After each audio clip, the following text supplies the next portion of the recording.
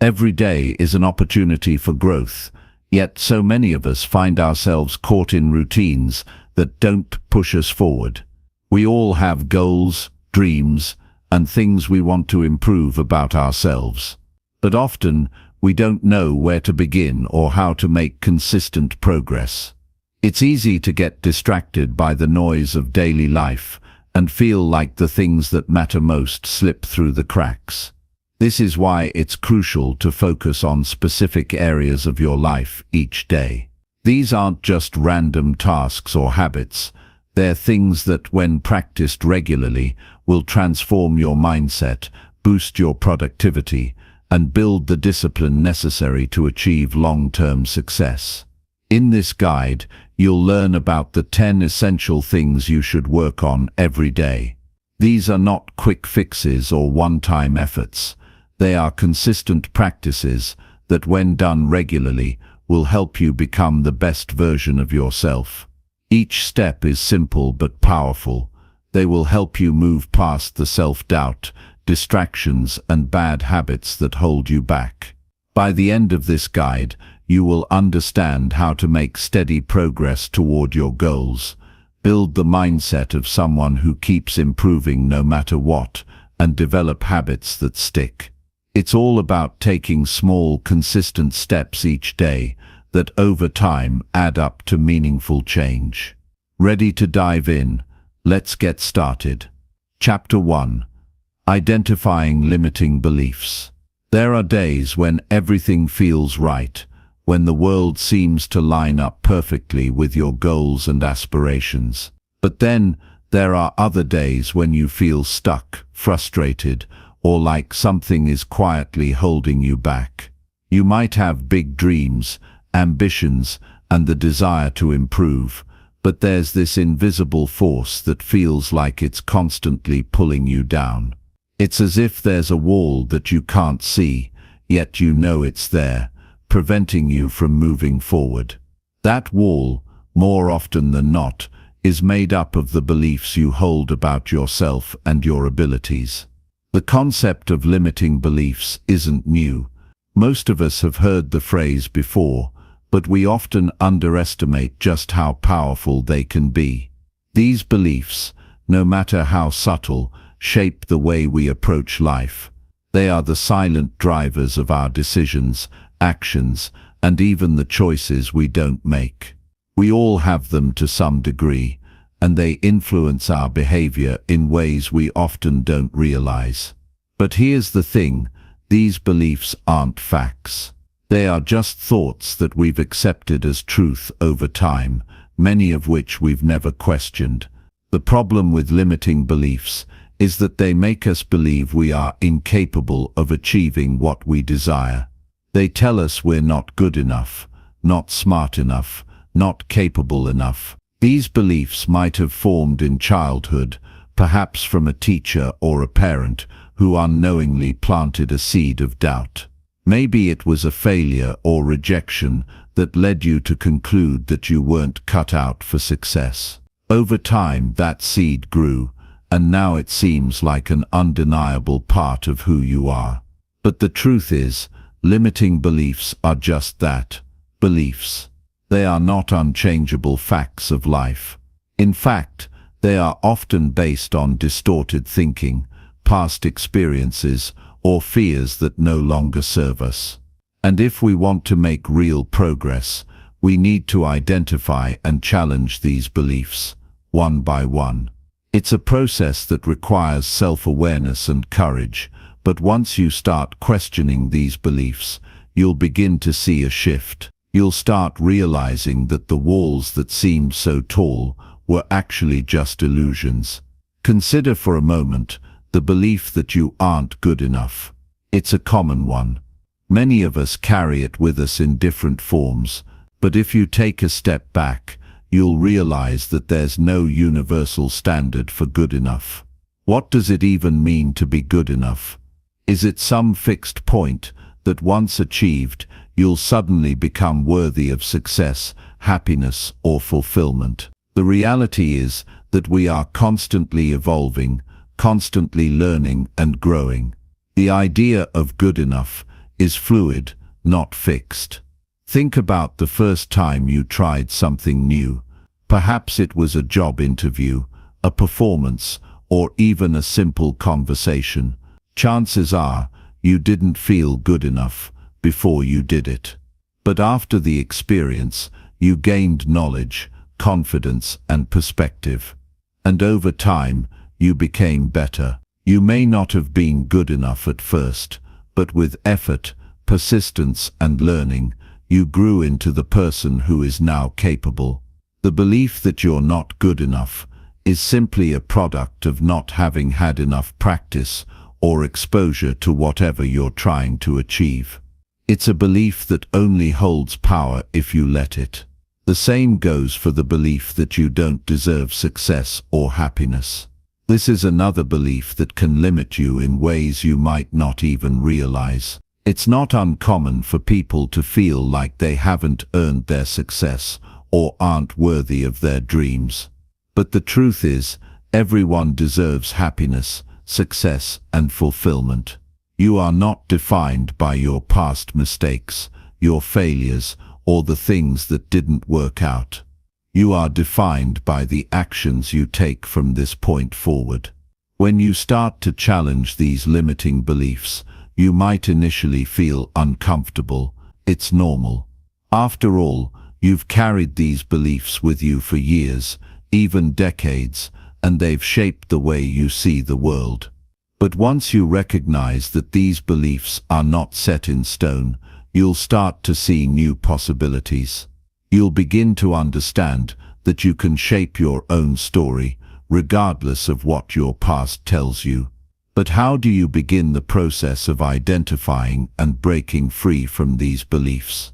The first step is simple: awareness. You can't change something if you don't know it's there. Pay attention to the thoughts you have when you face challenges. What do you say to yourself when things get tough? When you don't get the results you want, how do you react? Are you quick to blame yourself, to think, "I'm just not good enough," or "this isn't meant for me"? These thoughts are clues to the limiting beliefs you carry. It's also important to pay attention to patterns. If you've tried to achieve something multiple times and consistently fall short, it's easy to start believing that you'll never succeed. But these patterns don't mean you're destined to fail. They simply reflect your current mindset. If you can change your mindset, the pattern will change. The next step is to challenge those beliefs. Once you identify them, question their validity. Ask yourself, is this belief true? Where's the evidence? Take a good look at your past experiences and see if they support or contradict the belief. If you believe you're bad with money, think about times when you've managed money well. Maybe you've saved for a big purchase, or maybe you've been able to make smart financial decisions in the past. Those moments prove that you're not inherently bad with money. They just show that you can improve with practice and focus. It's also helpful to reframe the belief. Instead of telling yourself, "I'm terrible with money," reframe it to, "I'm still learning how to manage my finances, but I'm getting better every day." This simple shift in perspective can make a huge difference. You stop seeing yourself as bad or incapable and start seeing yourself as someone who is on a journey of growth. But perhaps the most powerful way to break free from limiting beliefs is through action. You have to take small steps, even if it's uncomfortable at first. If you believe that you're not good enough to pursue a new career, start by researching the field. Read books, talk to people who are in that field, and take courses. The more you expose yourself to new opportunities, the more you'll see that you're capable of learning and growing. The belief that you're not good enough will gradually fade as you prove to yourself that you can take action, learn, and succeed. This is where the real magic happens. The more you act despite your fears and doubts, the more you realize that you are not defined by your beliefs. You are defined by the actions you take, by your willingness to challenge what's been holding you back. The key to getting better every single day is not just about improving your skills or achieving your goals. It's about changing the way you think, about questioning the beliefs that limit you. The moment you realize that you are not bound by your past or your self-imposed limits, you unlock a new level of potential. And once you start to see that, everything begins to change. The journey to overcoming limiting beliefs isn't always easy, but it is absolutely worth it. Each time you break free from a belief that has held you back, you take a step closer to becoming the person you've always wanted to be. You start to live with purpose, with confidence, and with the belief that you are capable of achieving anything you set your mind to. As you move forward, remember that you are not your beliefs. You are the person who chooses to act, to learn, and to grow. And with each day, you get better. Not because you're good enough, but because you're committed to improving, one step at a time. Chapter 2: The Neuroscience of Creativity. The world we live in is full of endless possibilities, yet many of us still find ourselves struggling to unlock our own creative potential. It's almost as if creativity is something reserved for a select few, a gift bestowed upon the fortunate. But the truth is, creativity is not some mysterious trait that only a handful of people possess. It's a skill that can be nurtured, developed, and even expanded over time. Understanding the science behind creativity helps us realize that it's not about waiting for a burst of inspiration. Instead, it's about creating the right conditions for creativity to flow. The brain is a remarkable organ, capable of forming new connections, synthesizing information, and coming up with innovative ideas. Creativity isn't some mystical process that happens by chance. It's the result of complex neural interactions, many of which we can influence. Every time you make a new connection, solve a problem in a novel way, or come up with a fresh idea, your brain is actively rewiring itself.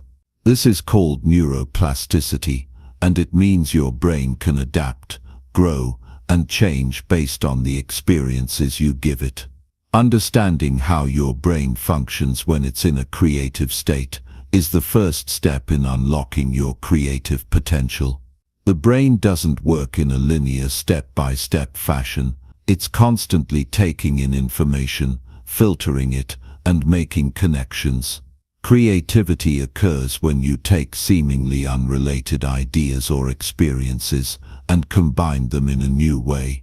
It's not about having all the answers at once, but rather having the ability to make new connections between things you already know. The idea of the light bulb moment, when inspiration strikes out of nowhere, is a myth. Creativity tends to thrive in an environment that encourages it, where ideas are allowed to flow freely, without judgment or restriction. When you try too hard to force creativity, your brain becomes bogged down by stress and pressure, making it more difficult to think clearly. On the other hand, when you give yourself permission to explore ideas without immediately worrying about the outcome, your brain can open up to new possibilities. This process starts with the mind's ability to access different states of thinking. One of the most important states is what psychologists call the default mode network. This is the part of the brain that becomes active when we're not focusing on any specific task, but are instead allowing our minds to wander. Daydreaming, letting your mind drift while you're on a walk, or relaxing in a quiet space. These are all opportunities for your brain to make connections that you might not consciously recognize.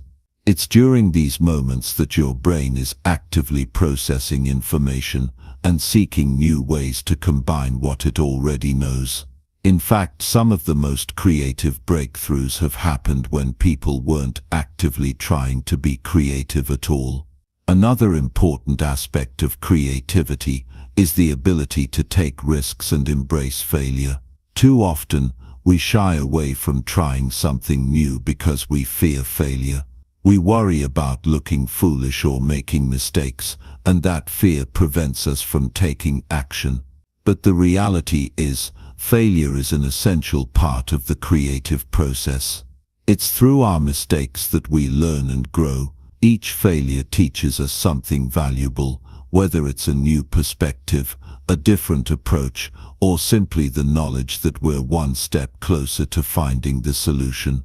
Creativity doesn't come from getting everything right on the first try. It's about experimenting, learning, and iterating. One of the most powerful tools in unlocking creativity is the ability to shift your mindset. If you see creativity as something rare and unattainable, you'll constantly struggle to tap into it. But if you view it as a skill that anyone can develop, you'll start to approach challenges with curiosity rather than fear. Rather than asking, "What's the right answer?" ask, "What can I discover?" This simple shift in perspective opens up new possibilities and helps you move away from the idea that creativity is something reserved for the lucky few. One of the biggest misconceptions about creativity is that it requires inspiration to get started. People often think that you need to wait for the perfect idea to come to you, and that only then can you start working. But the truth is, creativity is a process, not a moment of inspiration. The key is to build momentum. Start with a small idea, no matter how insignificant it might seem. Often, the act of starting is the hardest part. Once you begin, your brain will naturally start to build on what you've already done, and the creative process will take shape. The more you practice, the easier it becomes to access your creative potential. This is where consistency becomes important. Just like any skill, creativity gets better the more you practice it. Set aside time each day to engage in creative activities, even if you don't feel like it. Some of the most creative breakthroughs happen when you least expect them. Maybe it's in the shower, on a long walk, or just sitting quietly with your thoughts. The point is to create space for creativity to show up. The key to nurturing creativity is also to feed your brain with new experiences and information. The more diverse your experiences, the more connections your brain can make. Read books, explore new hobbies, travel, talk to people with different perspectives, do anything that expands your mind. Creativity thrives on diversity. When your brain is exposed to new and varied information, it can combine those experiences in unexpected ways. You might also find that working within constraints can enhance your creativity. Having too many choices or an overwhelming sense of possibility can actually stifle creative thinking. On the other hand, working with a specific challenge or a set of limitations can force your brain to think more innovatively.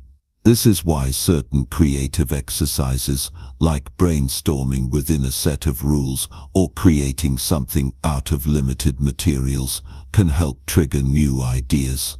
The boundaries don't limit creativity, they actually fuel it. Collaboration is another powerful tool for sparking creativity. When you share ideas with others, you open yourself up to new perspectives and fresh approaches. Collaboration allows you to bounce ideas off one another, get feedback, and see things from angles you might not have considered on your own. Creative collaboration often leads to breakthroughs that wouldn't have been possible in isolation. So don't be afraid to seek out partnerships or ask for feedback. Even if the process feels uncomfortable at first, the results can be incredibly rewarding. Above all, the most important thing you can do to nurture your creativity is to trust the process. Stop worrying about perfection, stop waiting for the perfect idea, and just begin. Creativity isn't about making something full. It's about starting where you are, making mistakes, learning from them, and gradually refining your ideas.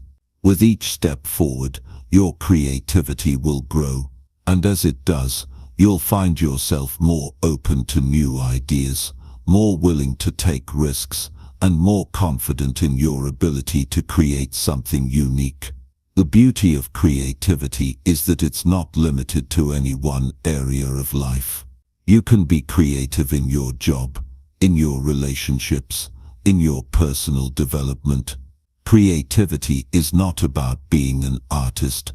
It's about being someone who can think outside the box, solve problems in new ways, and approach challenges with a fresh perspective. The more you understand the science behind creativity, the more you can apply it to all areas of your life.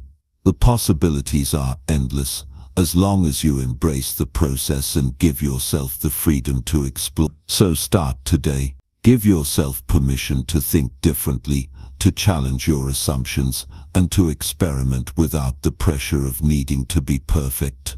When you do, you'll unlock a wellspring of creativity that has always been there, waiting for you to discover it. Creativity is not something reserved for a few special people. It's a skill that anyone can develop, and it's yours for the taking. All it takes is the willingness to begin and the courage to see where the journey will take you. Chapter 3. Disrupting the status quo. Change is uncomfortable. That's a simple truth we can all agree on. Even when we know it's necessary, when we can see its potential, change still feels like a heavy weight. It's like standing at the edge of a cliff, knowing you could soar if you take the leap, but also feeling the fear of the unknown. Most people settle into comfort because it's familiar and, in a way, safe. We like routine, the predictability of the day, the certainty that tomorrow will look somewhat like today. But here's the catch. The world around us is constantly changing, and if we're not willing to adapt, we risk being left behind. The status quo may feel comfortable, but it's not where growth happens. The magic, the breakthroughs, the progress, all of those occur when we step outside of what we've always known and challenge the way things have always been. Disrupting the status quo isn't just about changing for the sake of it. It's about seeking better ways, better solutions, and a more meaningful life.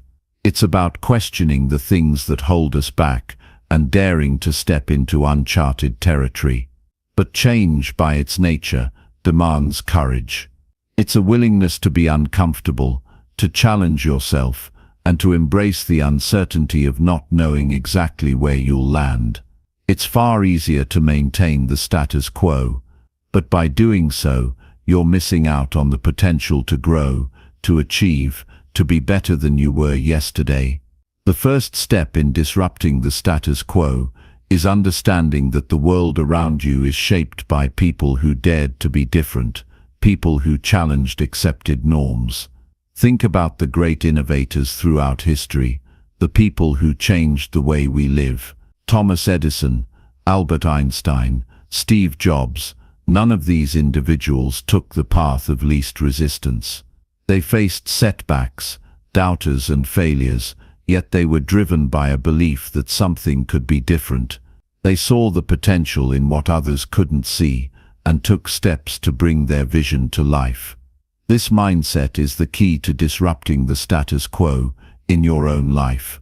The willingness to challenge yourself, your assumptions, and your circumstances. It's not about blindly rejecting everything you know, but about questioning it. Ask yourself, is there a better way to do this? Is there something I could try that would push me further? What's the next step that will take me to where I want to be? Disrupting the status quo isn't limited to big, world-changing inventions. It happens on a personal level too. You disrupt the status quo when you decide to improve yourself, when you choose to be better than you were yesterday. Think about the habits that shape your life. How often do you fall into routines that feel safe, but don't actually help you grow? The habit of procrastination, the habit of avoiding challenges, the habit of staying comfortable in a job or relationship that doesn't serve you, these are all ways in which the status quo keeps you stagnant. The key to disrupting your own status quo is to stop accepting things the way they are. Look at your life through a fresh lens, as if you were an outsider observing it. Ask yourself, what could I do today that would push me toward a better version of myself? It could be as simple as waking up an hour earlier to focus on a personal project, saying no to a commitment that doesn't align with your goals, or setting aside time to learn a new skill. These small shifts are the first steps in shaking up the routines that no longer serve you. But disrupting the status quo doesn't just happen by making changes here and there. It requires a mindset shift, a willingness to see the potential for something better, and the courage to go after it. It's easy to be trapped by the belief that you can't do better, that you're not capable, that this is just how things are meant to be. But what if that belief is the thing that's holding you back? What if the real barrier is your own perception of what's possible? The truth is, most of us limit ourselves more than we realize. We impose invisible boundaries on our own potential, believing that certain dreams are too big, too far out of reach. But in reality, many of these limitations are self-imposed. They stem from fears, doubts, and misconceptions about what we're capable of. Disrupting the status quo means breaking down these self-imposed barriers and stepping into new possibilities. One of the most powerful ways to do this is through action. When you take action, no matter how small, you disrupt the comfort of inaction. Action has a way of shaking things up and creating momentum. Think about the times when you felt stuck or uncertain. Chances are, the moment you took action, whether it was starting a new project, making a difficult decision, or taking a risk, things began to shift. Momentum follows action, and action follows clarity.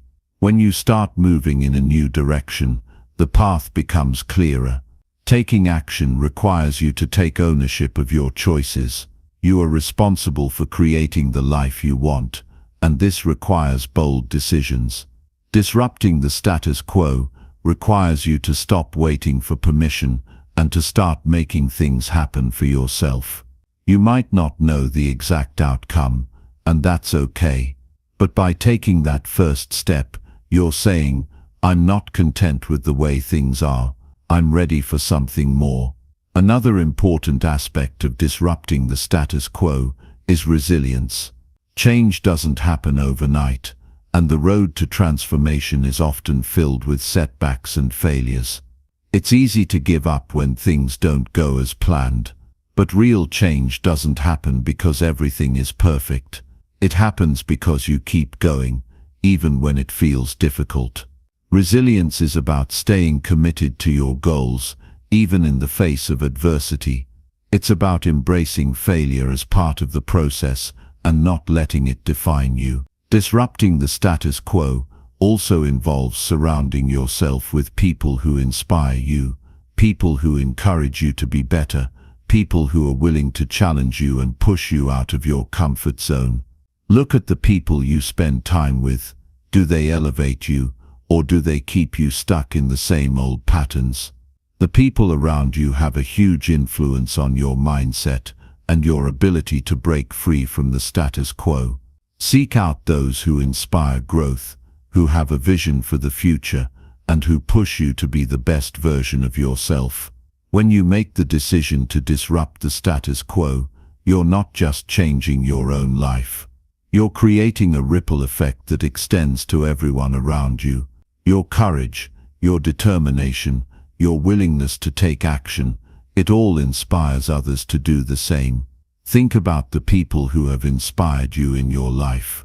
They were not the ones who played it safe or followed the crowd. They were the ones who dared to be different, who took risks, and who changed the game. As you start to challenge the norms, Whether they're personal or societal, you begin to see new opportunities. Disrupting the status quo opens up possibilities that you never saw before. It requires you to think bigger, to think bolder, and to believe that you are capable of more than you've been led to believe. It's not just about shaking things up for the sake of change. It's about making room for growth, for new experiences, and for a better future. The most powerful tool for disrupting the status quo is the mindset you adopt. A mindset that sees change as an opportunity, not a threat. A mindset that welcomes challenges as a chance to grow. A mindset that believes you are capable of achieving greatness, no matter what obstacles stand in your way. When you embrace the idea of disrupting the status quo, you're not just improving your own life. You're showing the world what's possible when we stop accepting things the way they are. You're taking the first step in creating the life you truly desire, a life that's not dictated by fear, comfort, or complacency, but by purpose, passion, and progress. Chapter 4. Reprogramming your subconscious mind. We all have voices in our heads, those whispers that tell us what we can't do, what we're not good enough for, or what we should be afraid of. Sometimes they're subtle, sometimes they're loud, but they're always there, shaping our thoughts and actions. These voices are not always based on reality. They are often rooted in fears, doubts, and past experiences that have nothing to do with our true potential. These are the beliefs we've adopted over time, beliefs about who we are, what we can achieve, and what's possible for us. But here's the hard truth. Many of these beliefs are nothing more than stories we've been telling ourselves, stories that limit our growth and keep us stuck in old patterns. Reprogramming your subconscious mind is the process of taking control of these beliefs and replacing them with ones that empower you. It's about shifting your internal narrative from one of limitation to one of possibility. The good news is that this isn't something that happens overnight, but it is something that you have the power to change. The first step is understanding that your subconscious mind is the root of many of your actions. While you may consciously want to achieve great things, your subconscious mind is what drives the majority of your behavior. It stores all of your past experiences, emotions, and learned beliefs, and it operates largely on autopilot. When you make a decision, you're typically not only responding to what's in front of you, but also to the beliefs and memories stored in your subconscious. If you've failed in the past or encountered hardship, your subconscious mind may develop the belief that you're not good enough, or that success is out of reach. These beliefs are so deeply ingrained that you may not even realize they're shaping your actions. If you've ever found yourself sabotaging your progress, procrastinating, or hesitating when it's time to take a leap, chances are your subconscious mind is at play, keeping you trapped in those limiting patterns. So how do you break free? The key is to become aware of those beliefs and challenge them. Start by identifying the thoughts and stories that are holding you back. Do you believe that you're not talented enough, smart enough, or capable enough? Do you fear failure or worry that you won't be accepted? These beliefs are often formed by past experiences, negative feedback, or societal expectations. They become so familiar that they feel like the truth, but they are simply stories. The truth is, you are more than capable, more than deserving, and more than enough. To reprogram your subconscious mind, you first need to replace these limiting beliefs with new empowering ones. This is where affirmations and visualization come into play. Affirmations are positive statements that you repeat to yourself regularly. By affirming who you want to be and what you want to achieve, you are planting seeds of belief in your subconscious. For example, instead of thinking, "I'm not good enough," replace it with, "I am capable of achieving my goals." Instead of thinking, "I always fail," Replace it with every setback is an opportunity to learn and grow. Over time, these positive statements begin to override the negative beliefs that have been holding you back. Visualization is another powerful tool for reprogramming your subconscious. When you visualize yourself succeeding, whether it's completing a project, landing a job, or achieving a personal goal, you're sending a clear message to your mind that success is possible. This process helps to break the connection between your past experiences and your future potential.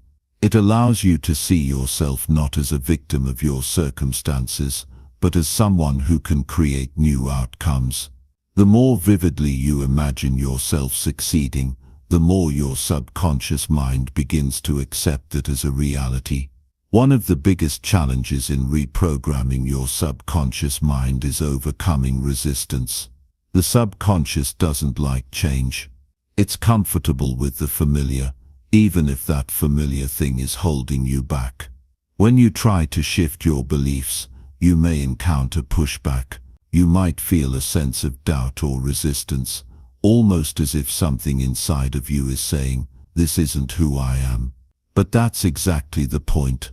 It's not who you are, it's who you've been conditioned to be. Your subconscious mind is simply trying to protect you from discomfort, but discomfort is where growth happens. The key to overcoming resistance is consistency. Reprogramming your subconscious mind isn't a one-time task, it's a daily practice. The more consistently you affirm your new beliefs, visualize your success, and take action toward your goals, the more your subconscious mind will adapt. Just like learning any new skill, reprogramming your mind takes time. It takes practice.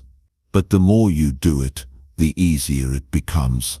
In addition to affirmations and visualization, another powerful tool is self-hypnosis. This technique allows you to tap into your subconscious mind directly by inducing a relaxed state in which your mind is more receptive to suggestions.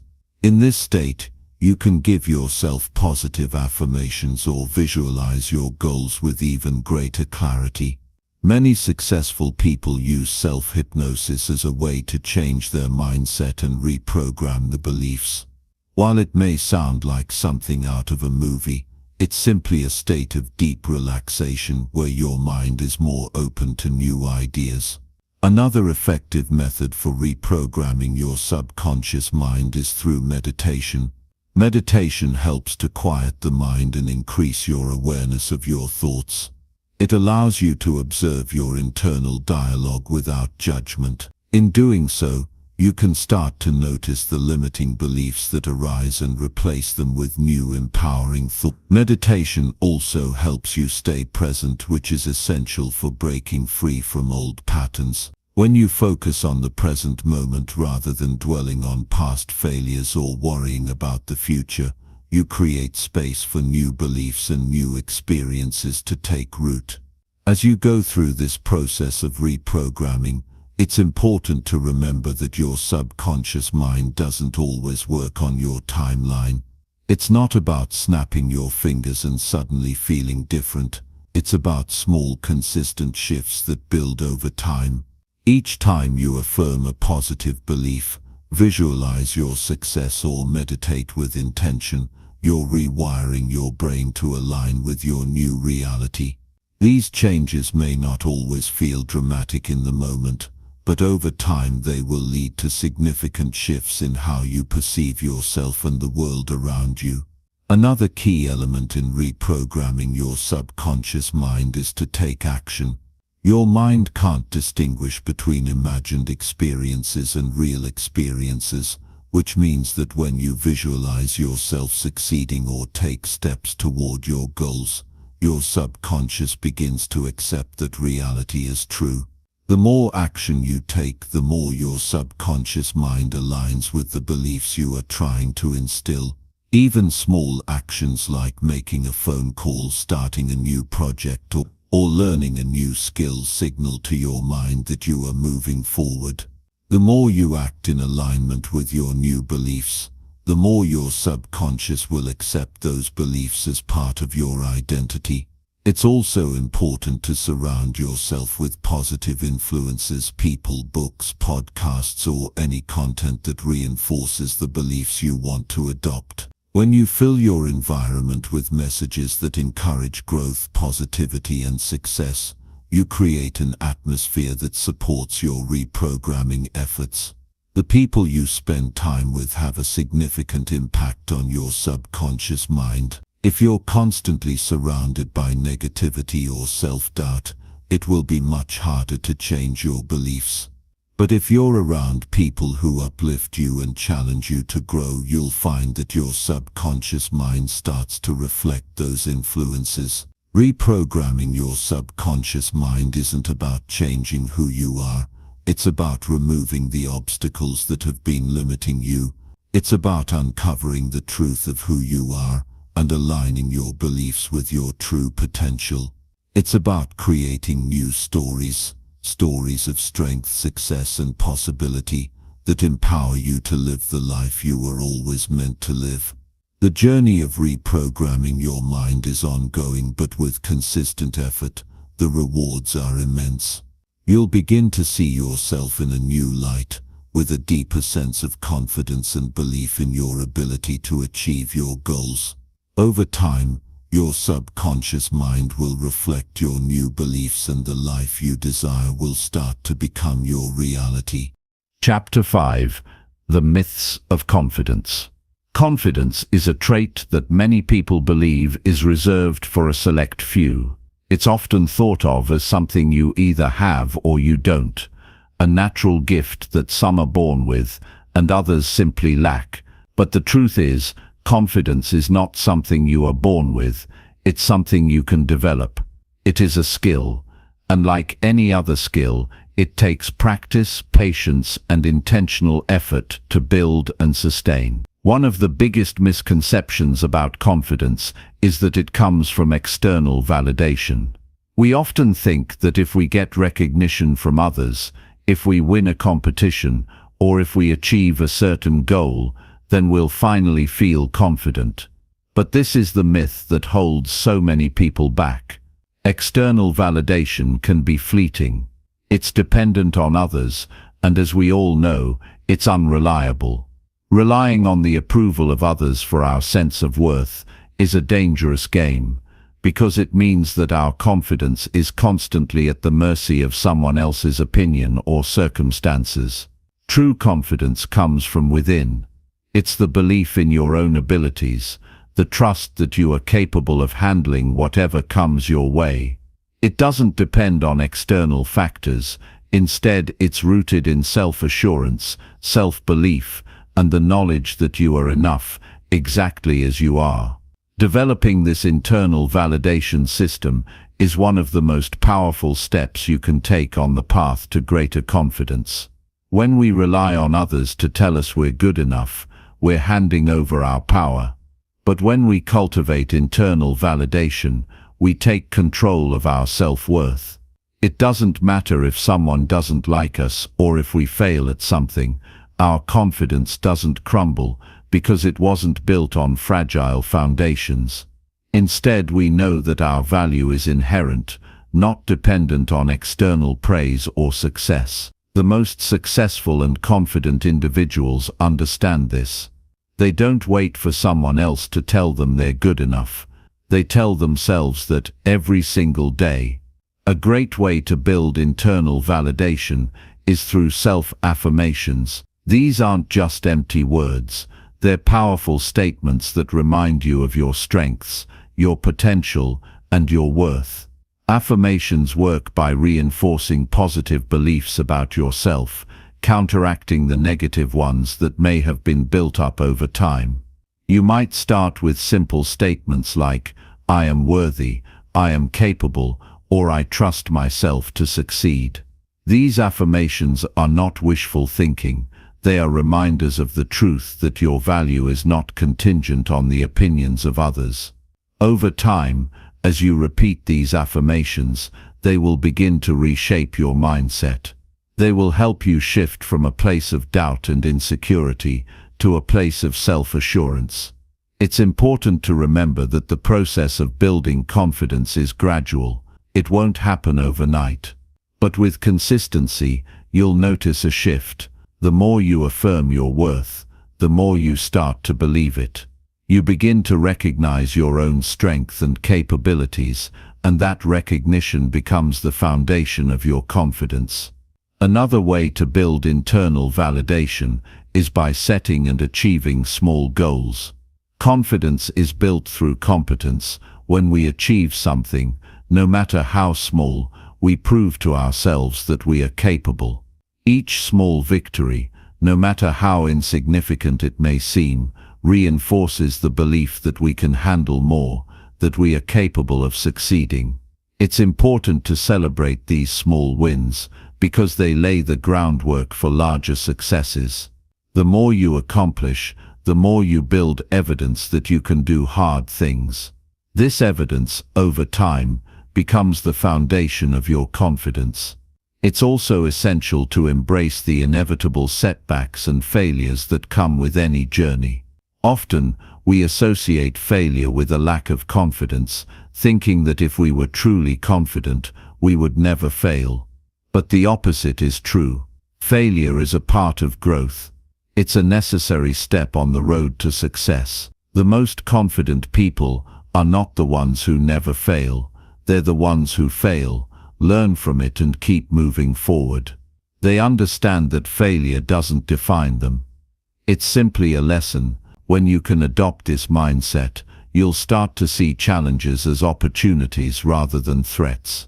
You'll stop fearing failure and start seeing it as a chance to grow, improve, and become stronger. One of the most effective ways to build your internal validation system is through self-reflection.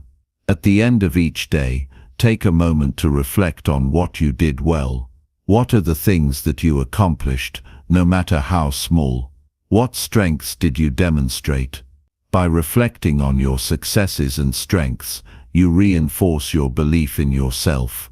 You remind yourself that you are capable, that you are worthy of success, and that you are constantly improving. This daily habit of self-reflection helps you stay grounded in your value, regardless of external circumstances. It's also important to surround yourself with people who encourage and support your growth. While external validation should not be the cornerstone of your confidence, having a positive and supportive environment can make a big difference. Surround yourself with people who believe in you, who uplift you, and who challenge you to be your best. These people will reinforce your internal validation and help you stay motivated, especially on the days when you doubt yourself. They will remind you of your worth when you forget. But remember, their validation should complement, not replace, your own. Building confidence is not about being perfect. It's about embracing your imperfections and recognizing that they don't diminish your value. No one is perfect, and no one has it all together all the time. Confidence comes from being comfortable with who you are, flaws and all. It's about accepting yourself fully, knowing that your imperfections are a part of what makes you human, and choosing to move forward anyway. One of the most transformative things you can do for your confidence is to stop comparing yourself to others. Comparison is the thief of joy, and it's also the thief of confidence. When you compare yourself to others, you're essentially telling yourself that your value is based on someone else's success, appearance, or achievements. But your worth is not tied to anyone else. You are unique, with your own strengths, talents, and path. Comparing yourself to others only diminishes your own confidence and steals your focus. Instead of comparing, focus on your own journey, your own growth, and your own progress. Celebrate your wins, no matter how small they may seem, and keep moving forward with your own vision in mind. Confidence is a practice. It's something you develop over time by challenging yourself, embracing failure, affirming your worth, and recognizing your strengths. It's about shifting your mindset from one of self-doubt to one of self-assurance, from relying on external validation to building a foundation of internal belief.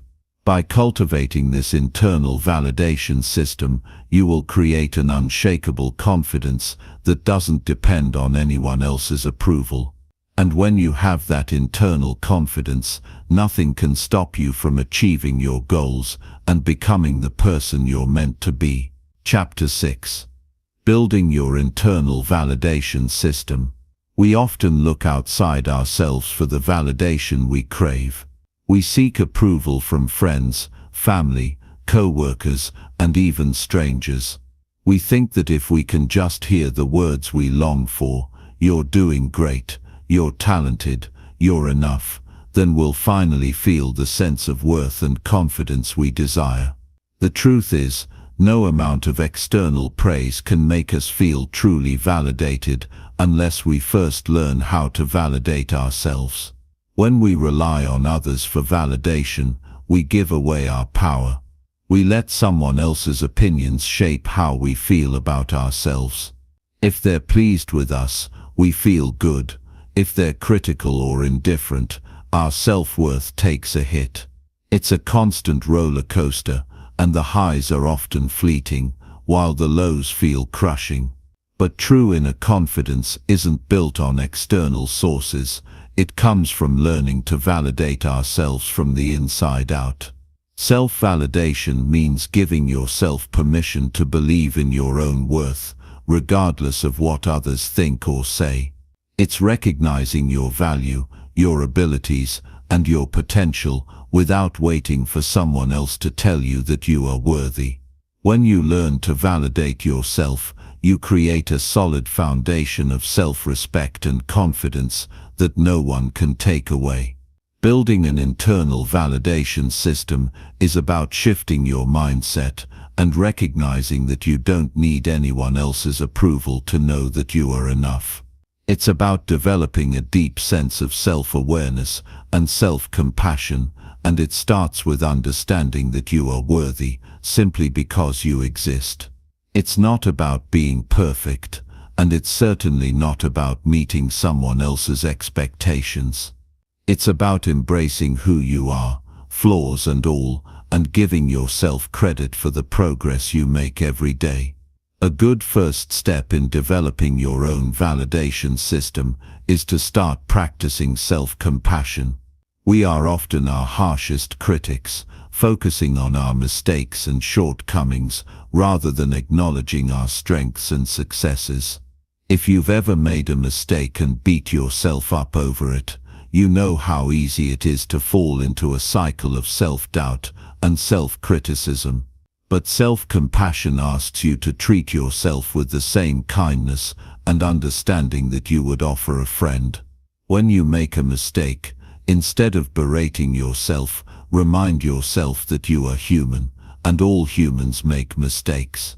Mistakes don't define you, they are simply opportunities for growth and learning. When you practice self-compassion, you create space for yourself to fail, learn and keep moving forward without the burden of self-judgment. This practice not only helps you feel better about yourself, but it also builds your resilience, making it easier to bounce back from setbacks. Another powerful tool for building internal validation is self-reflection. Each day, take a moment to reflect on your actions, thoughts and feelings. Ask yourself, what did I do well today? What challenges did I face, and how did I handle them? This practice helps you become more aware of your strengths and the progress you're making, no matter how small it may seem. Instead of focusing on what you didn't do or where you fell short, reflect on what you did right. Celebrate those moments and acknowledge the growth that's happening inside you. You might also find it helpful to keep a journal where you write down your achievements, both big and small. This can be a great way to track your progress and remind yourself of all the things you've accomplished. On days when you feel down or uncertain, look back at your journal, Reading through your successes will help you realize just how far you've come, and it will give you the motivation to keep going.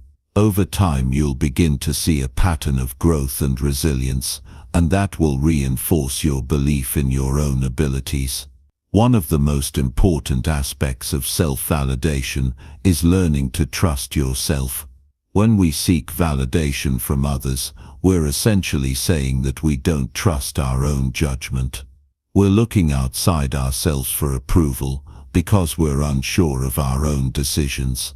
But when you develop self-validation, you learn to trust that you are capable of making good decisions, that you are wise enough to handle whatever comes your way. This doesn't mean you'll always make the right choices, but it does mean that you'll trust yourself enough to take action and learn from your mistakes along the way. Trusting yourself also means being honest with yourself. If you've made a mistake or fallen short of your own expectations, acknowledge it without shame or guilt. Instead of denying or hiding from your mistakes, own them. Recognizing and accepting your flaws is a key step in building internal validation. It's not about being perfect, it's about being real. When you stop pretending to be someone you're not, you free yourself from the need for validation from others. Learning to validate yourself also involves celebrating your successes, both big and small. Often we focus so much on what we still need to do or what we've yet to achieve that we forget to acknowledge the progress we've already made. Every step forward, no matter how small, is worth celebrating. Whether it's finishing a difficult project, overcoming a personal challenge, or simply getting through a tough day, give yourself credit for the effort you put in. This practice not only boosts your confidence, but also reinforces the belief that you are capable and deserving of success. Sometimes the most important validation comes from within. It's the quiet acknowledgement that you are enough, just as you are. When you learn to validate yourself, you free yourself from the constant need for approval from others. You become less reliant on outside praise and more focused on your own growth and progress. This shift in mindset is transformative because it puts you in control of your self-worth. It's important to remember that self-validation doesn't mean becoming arrogant or self-centered. It's not about thinking you're better than others or seeking constant praise. Rather, it's about recognizing your own worth and acknowledging the value you bring to the world. It's about standing tall in your own truth and knowing that you don't need anyone else's permission to feel good about who you are. When you start validating yourself, you begin to see the world differently. You no longer depend on the opinions of others to define who you are. Instead, you become the authority on your own life. You know what you're capable of, and you trust yourself to make the right decisions. You stop seeking approval and start seeking growth. And in doing so, you create a foundation of confidence and self-worth that will carry you through any challenge life throws your way. By building a system of self-validation, you become more resilient, more confident, and more capable of facing life's challenges with grace. You'll find that you're less affected by the opinions of others and more focused on your own growth and progress. With each step you take toward validating yourself, you strengthen the foundation of your self-belief, and that foundation will support you through whatever comes next. Chapter 7. Body Language Hacks for Instant Confidence. How we carry ourselves can have a profound impact on how we feel and how others perceive us. It's easy to think that our emotions and mindset are solely shaped by our internal thoughts, but the way we present ourselves to the world through our body language also plays a crucial role in shaping our experience. In fact, the simple act of adjusting your posture or your facial expression can influence not only how others view you, but also how you view yourself. Body language is an incredibly powerful tool, one that can be used to project confidence, gain trust, and even shift our own mindset in moments when we need it most. It's something we all have access to, yet so few of us take full advantage of it. The good news is that it's not complicated. You don't need years of training or professional expertise to master the art of body language. With just a few simple adjustments, you can start to feel more confident, more in control, and more empowered in your day-to-day life. Think about the last time you were in a room full of people. What did your body language say about you? If you were slouched in your chair, arms crossed, avoiding eye contact, you probably felt small, insecure, or even invisible. On the other hand, if you stood tall, shoulders back, and made eye contact, you likely felt more assertive, capable, and ready to take on the world. These subtle shifts in posture and demeanor can have a major effect on how we feel about ourselves and how others react to us. It's like the body is sending a signal to the mind, telling it how to feel. The good news is that we have the power to control that signal. If you want to feel more confident in any situation, you can begin by simply adjusting your posture. Stand or sit up straight. Keep your shoulders back, your head held high. This small change can instantly make you feel more grounded, more present, and more powerful. It's an easy and effective way to boost your confidence without needing any external validation. By making these subtle adjustments to your body language, you begin to signal to your mind that you are confident and capable. And when your mind believes that, your actions will follow. Body language isn't just about posture, it's also about the way you use your hands and face. When you cross your arms or keep your hands hidden, it can signal to others that you're closed off or defensive. On the flip side, when you open up your body language by keeping your arms uncrossed, gesturing with your hands as you speak, and smiling, people are more likely to see you as approachable, open and confident.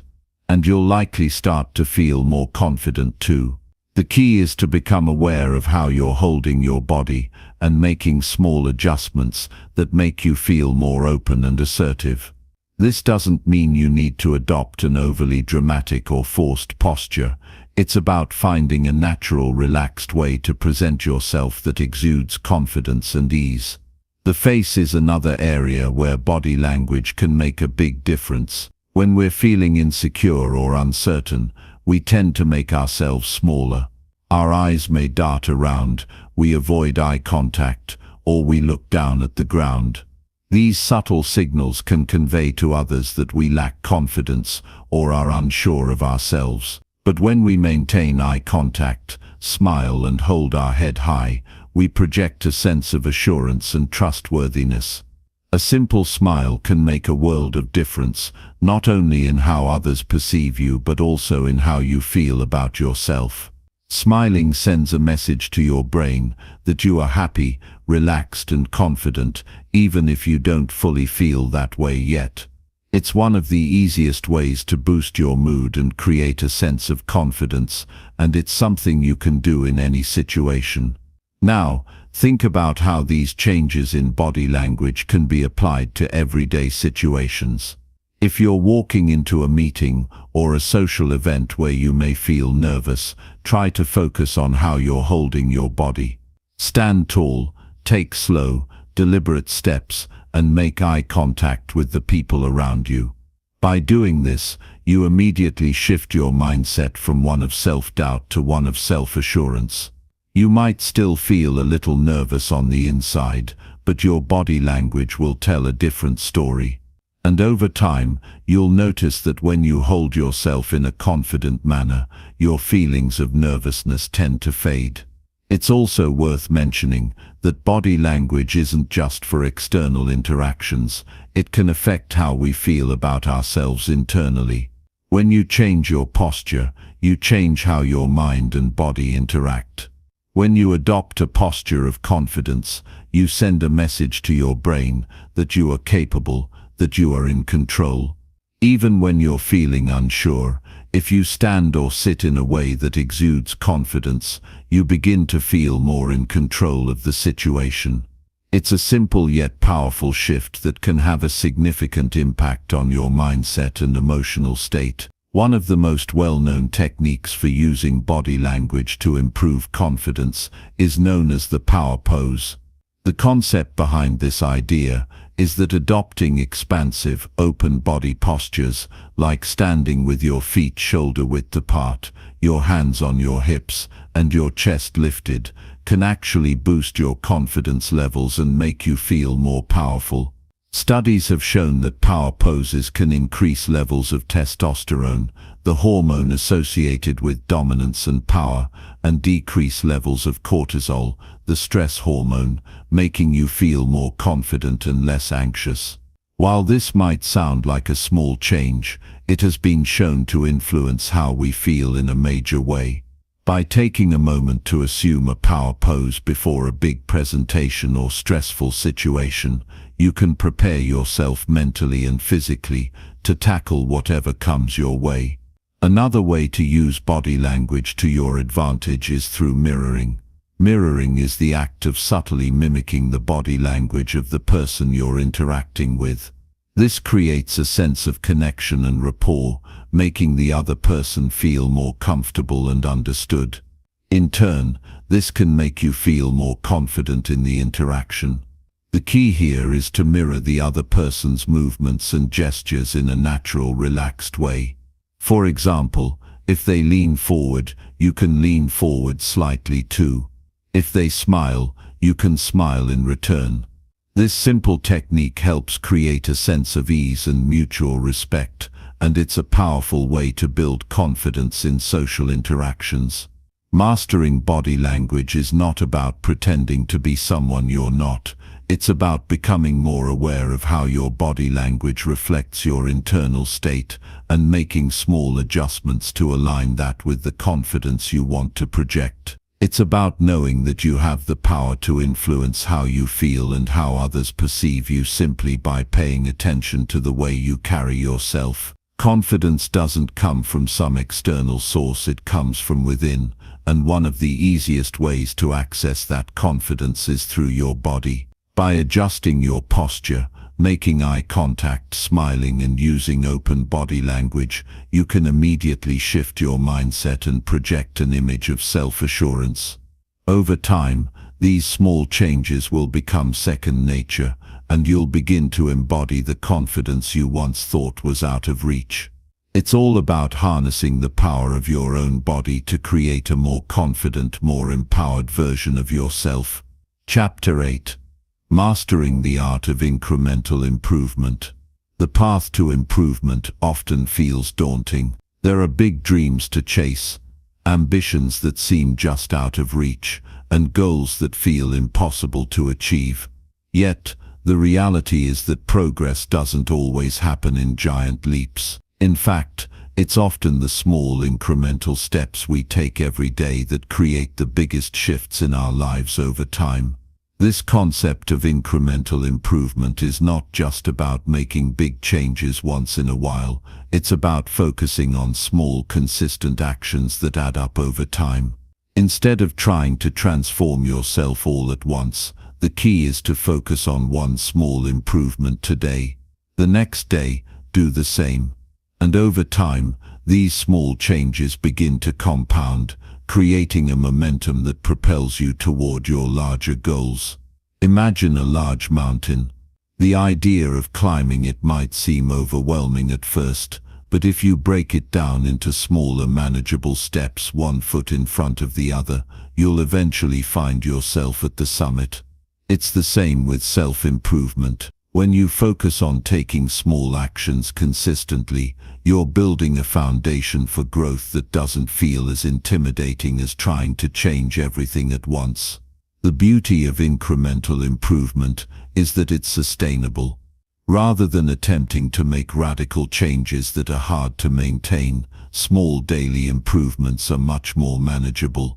Whether it's reading a chapter of a book each day, committing to a 10-minute walk, or making small tweaks to your daily routine, these actions don't require massive effort, but their cumulative effect over time is profound. One of the most powerful elements of this approach is that it works regardless of where you start. If you're just beginning your journey of self-improvement, you don't have to make big dramatic changes right away. Start with small, consistent actions. Focus on one aspect of your life, improve it slightly each day, and watch how it grows. Whether that's enhancing your physical health, boosting your mental clarity, or fostering stronger relationships, every tiny action contributes to the bigger picture. For example, say you want to improve your fitness, but are intimidated by the idea of hitting the gym for an hour every day. Instead of trying to jump into an intense fitness routine, start with just 5 minutes of stretching or a short walk each day. You're not aiming to see massive results overnight, but the key is to show up every single day. Over time, those 5 minutes will turn into 10, then 20, and before you know it, your consistency will build a routine that becomes second nature. Small improvements are not just for tangible goals like fitness or career success.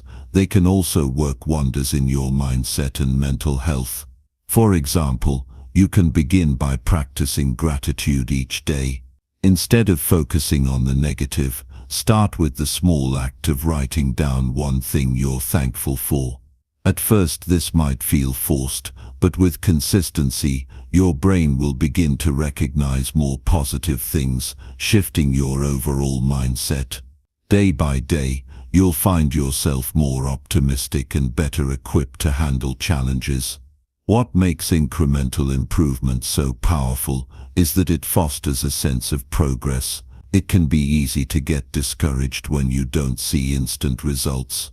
You might work for days, weeks, or even months, and not feel like you've made a significant dent in your goals.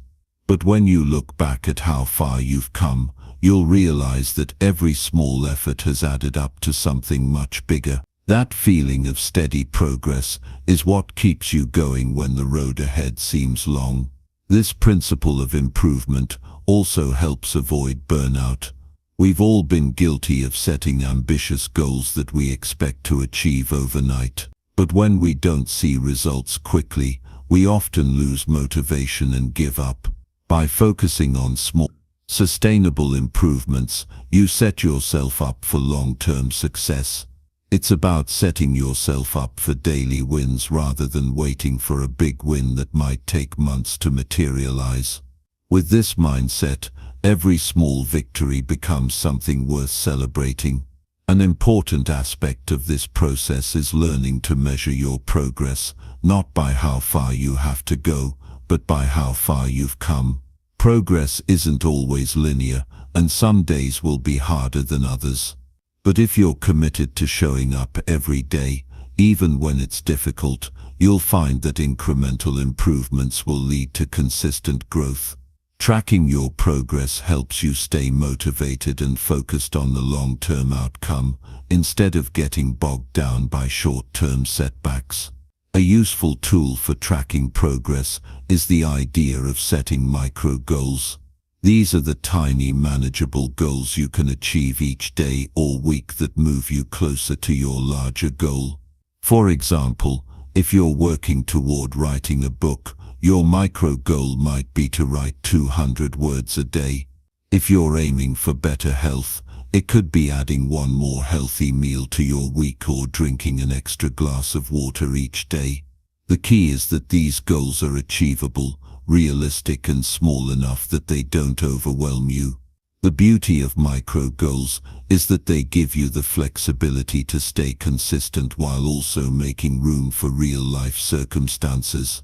Life isn't always perfect, and you may not always have the time or energy to accomplish everything you planned.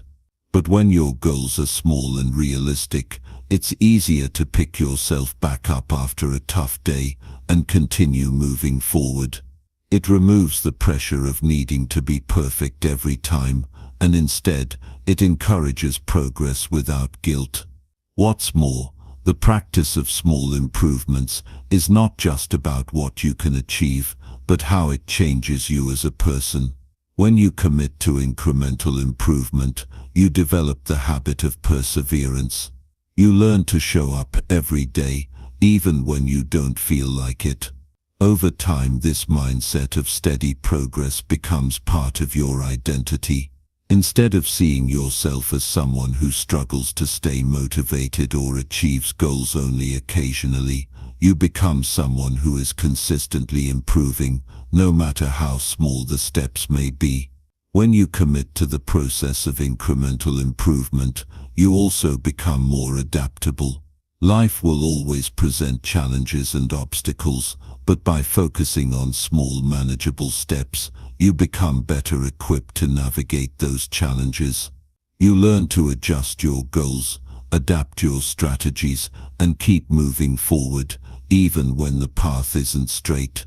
With each day, you gain more resilience and confidence in your ability to handle whatever comes your way. It's not the huge breakthroughs or dramatic moments that lead to lasting success.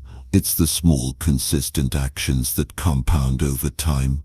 Whether it's a tiny improvement in your physical health, a slight shift in your mindset, or a small step toward your larger goal, those little efforts are what create the big changes you desire. By embracing the idea of incremental improvement, you set yourself up for long-term success, allowing you to achieve the things you once thought were impossible. Each day becomes an opportunity to grow, to improve, and to get better, step by step. Chapter 9. The Science Behind Habit Formation. Habits are the invisible forces that shape our lives. They operate beneath the surface, often unnoticed, yet they have a profound impact on our daily routines, choices, and long-term outcomes.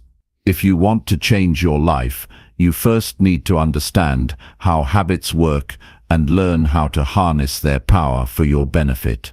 It's not about making huge, life-altering changes overnight. It's about intentionally building habits that support the person you want to become. Habits, at their core, are behaviors that become automatic over time. Think about the things you do every day without even thinking about them. Brushing your teeth, checking your phone, drinking a cup of coffee in the morning. These actions, though simple, are deeply ingrained in your daily routine. They don't require much thought or willpower because they've become part of who you are. This is the power of habits. They shape your identity and guide your actions, often without you even realizing it. The process of habit formation is remarkably simple, but it's easy to overlook. The brain forms habits in response to repeated behaviors.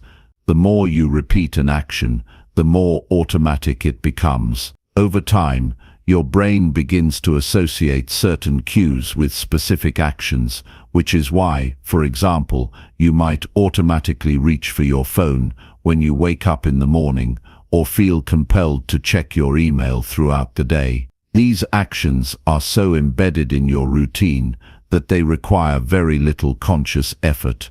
But not all habits are created equal. Some serve you well, helping you grow and improve, while others can keep you stuck, limiting your potential. The key to mastering habits lies in recognizing which ones are working for you and which ones are working against you. This awareness is the first step in taking control of your habits and transforming them into positive, life-changing routines. A powerful way to start building positive habits is to begin small. Trying to change everything at once can be overwhelming and counterproductive. Instead, focus on one habit at a time. Choose something simple, something that feels achievable, and commit to doing it every day.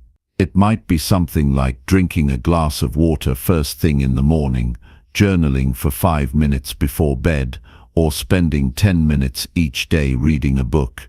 The key is to pick a habit that's small enough to stick with, but impactful enough to make a difference in your life. As you begin to build these small habits, it's important to track your progress. Monitoring your habits helps keep you accountable and allows you to see the improvements you're making, even if they seem small at first. Use a habit tracker or a journal to mark off each day you successfully complete your habit.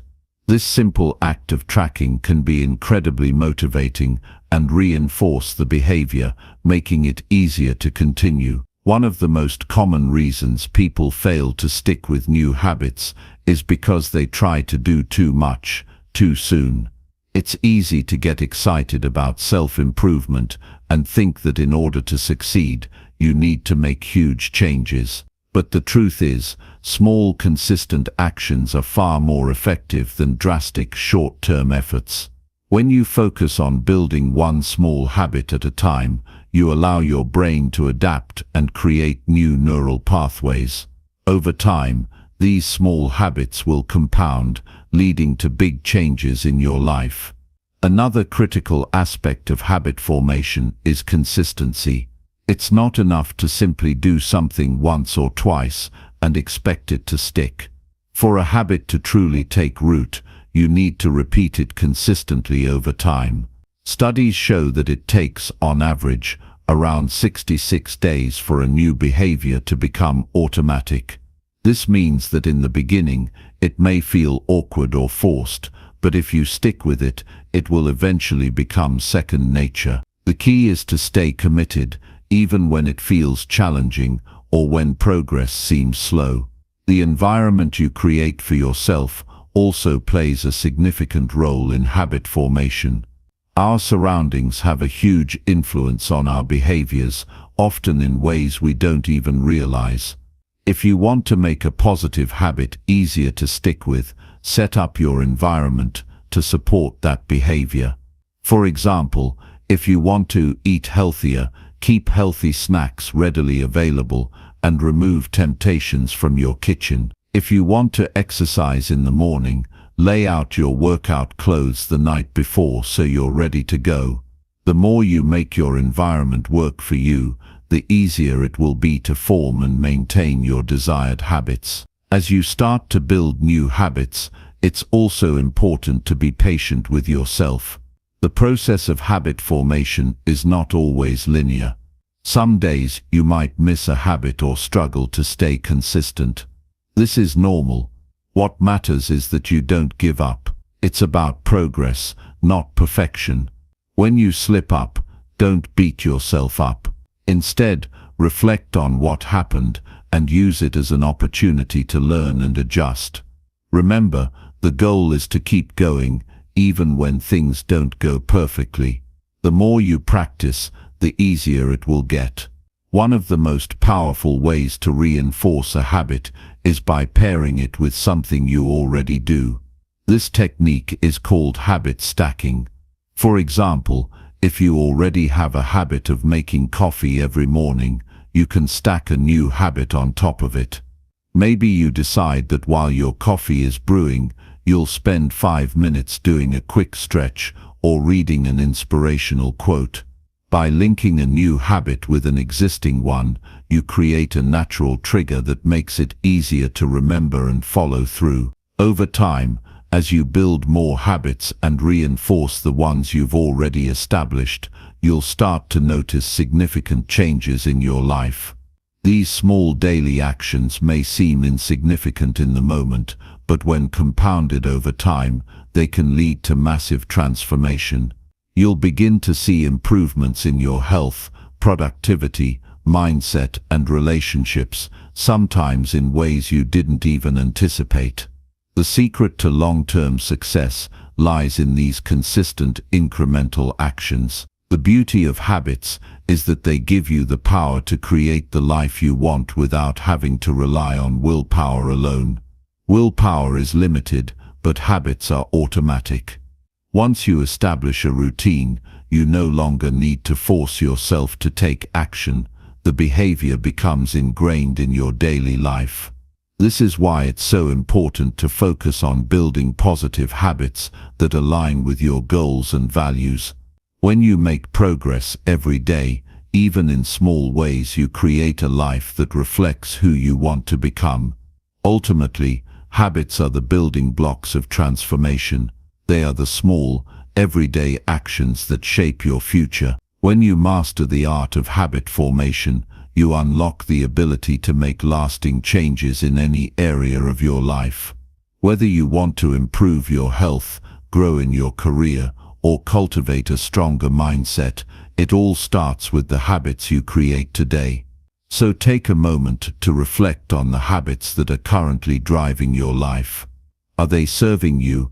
Are they taking you closer to where you want to be? If not, it's time to start small, stay consistent, and build the habits that will take you to the next level. Chapter 10: Micro Goals for Macro Success. The idea of achieving massive success can often feel daunting, even paralyzing. The vision of where you want to go might seem so far out of reach that it's hard to even begin. But here's the truth: big goals aren't achieved by making huge leaps. They're built step by step, small success after small success. This is where micro goals come in. The concept of micro goals is all about breaking down a large goal into smaller, manageable pieces. Instead of focusing on the overwhelming idea of a big accomplishment, you start with tiny, specific actions that feel doable in the present moment. These small goals are easier to accomplish, and every time you check one off, it gives you momentum to tackle the next one. When you break your big dreams into smaller goals, the road ahead becomes much clearer. You no longer have to think about the entire mountain, you just need to focus on the next step. This approach makes the journey feel less intimidating and far more achievable. It also helps you build a pattern of success. Each micro goal you accomplish not only brings you closer to your larger goal, but also boosts your confidence and reinforces the belief that you are capable of making progress. Think of it like this: climbing a mountain is a huge challenge. But if you break the climb down into manageable sections, say reaching the next ledge, then the next one, then the next, the climb suddenly feels a lot less overwhelming. You can always see the next step, and that gives you the motivation to keep moving. The same principle applies to any goal you have. Instead of focusing solely on the end result, shift your attention to what's right in front of you and take it one step at a time. Micro goals also help you avoid the trap of perfectionism. Perfectionism often leads to paralysis, where you're so focused on getting things exactly right that you end up doing nothing at all. With micro goals, the emphasis is on progress, not perfection. By setting small, manageable goals, you're giving yourself the space to make mistakes and learn along the way. You're not trying to do everything perfectly. You're simply moving forward, one small victory at a time. The power of micro goals lies in their ability to build momentum. This is something that athletes, performers, and successful people across all fields know very well. Success doesn't come from one big breakthrough moment. It's the result of consistent small actions taken over time. It's the cumulative effect of many tiny steps that lead to massive growth. By starting with small, achievable goals, you start to build momentum. And momentum, as we know, is incredibly powerful. Once you've got a little bit of progress under your belt, it becomes easier and easier to keep going. For example, let's say your larger goal is to write a book. That's a massive undertaking, and it can be easy to get discouraged when you think about the magnitude of the task. But if you break it down into micro goals, it suddenly feels a lot more manageable. Maybe the first micro goal is to write 100 words a day. Then, once you've accomplished that, you might make your next goal 200 words. As you build this habit and achieve these small victories, the task of writing a book doesn't seem so overwhelming anymore. You've gained momentum, and you'll likely find that you're writing more and more without even thinking about it. Micro goals can also be incredibly useful when it comes to tracking progress. It's easy to lose sight of your progress when you're only focused on the big picture. But when you break things down into smaller pieces, you have tangible evidence of your progress every step of the way. These little wins give you something to celebrate, no matter how small, and that celebration helps fuel your motivation to keep going. Tracking micro goals doesn't have to be complicated. You can keep it as simple as using a checklist, a journal, or an app to mark off each goal as you achieve it. What's important is that you're keeping track of your progress, not just waiting for the final destination. By doing so, you give yourself the opportunity to celebrate small victories, which reinforces your positive behaviors and keeps you moving forward. But there's another important aspect to micro goals that you can't overlook: consistency. The key to achieving anything, no matter how small, is doing it consistently. Micro goals, by their nature, promote consistency because they're designed to be achievable on a daily basis. They fit into your life without demanding huge amounts of time or energy. By doing something consistently, you start to build a rhythm, and that rhythm helps you get closer to your larger goal. The beauty of micro goals is that they allow you to create a structure of success that fits into your existing routine. You don't need to find hours of free time each day to work toward your goal. You can create micro goals that take just a few minutes of your day, which means you don't have to make major sacrifices to stay on track. This is incredibly empowering because it removes the excuse of not having enough time. Instead of seeing the goal as something that's going to require drastic changes, you start to see it as something that can fit naturally into your life. To make micro goals work for you, it's important to stay flexible. Life doesn't always go according to plan, and sometimes you'll face obstacles that make it harder to stay on track. But that's okay. Micro goals are meant to be adaptable. If you miss a day or fall behind, don't be discouraged. The important thing is to get back on track and keep moving forward. Remember, the goal is progress, not perfection. Another thing to keep in mind when setting micro goals is to make sure they align with your larger vision. It's easy to get caught up in the small stuff and lose sight of the bigger picture. But every micro goal you set should be a stepping stone toward your larger goal. Each micro goal should get you one step closer to the person you want to become and the life you want to create. As you work through your micro goal, remember that the process is just as important as the result. The habits you build, the consistency you develop, and the progress you make every day are all part of the journey. Don't be solely focused on the outcome. Appreciate the growth that happens along the way. Celebrate your small victories, because they add up. Every little step you take brings you closer to the person you're meant to be. The beauty of micro goals is that they allow you to create lasting change without overwhelming yourself. They take the weight of the big goal off your shoulders and allow you to focus on what's possible right now. And as you achieve each small, you build the confidence and momentum to tackle even bigger challenges. So take your big dreams and break them down into manageable bite-sized pieces. Start with one small, take action, and keep going. Over time, those tiny goals will add up to something incredible, and before you know it, you'll have transformed your life, one micro goal at a time. Chapter 11. Tracking progress for greater momentum. The journey toward personal growth and achieving your goals can feel like an uphill battle, especially when progress seems slow or hard to track. It's easy to become discouraged when you can't see the tangible results of your efforts. That's why tracking progress is so essential. When you track your progress, you begin to see just how far you've come, even on the tough days. The simple act of keeping track can be a game changer. It not only reinforces the effort you've put in, but it also provides a sense of accomplishment, motivation, and clarity.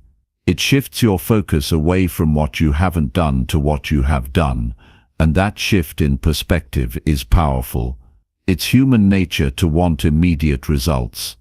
We live in a world that offers instant gratification, and it's easy to become impatient when things aren't happening as quickly as we'd like.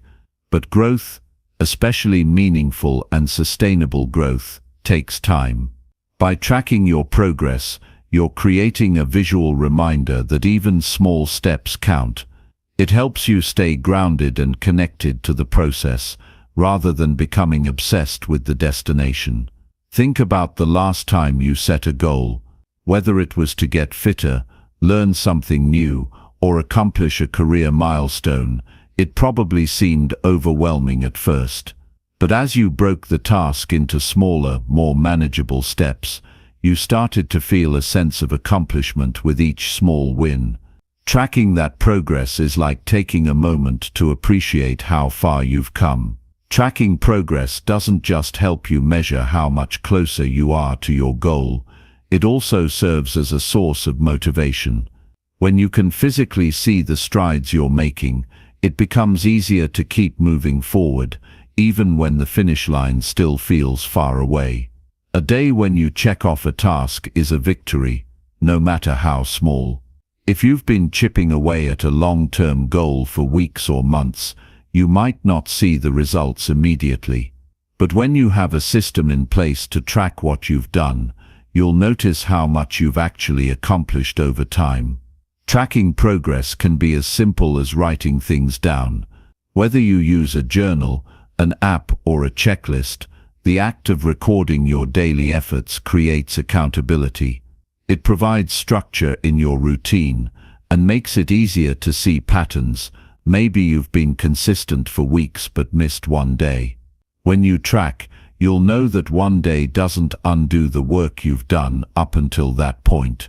You can get back on track without feeling like you've failed. The simple act of marking things down reinforces the idea that you're moving in the right direction, even on days when it feels like nothing is happening.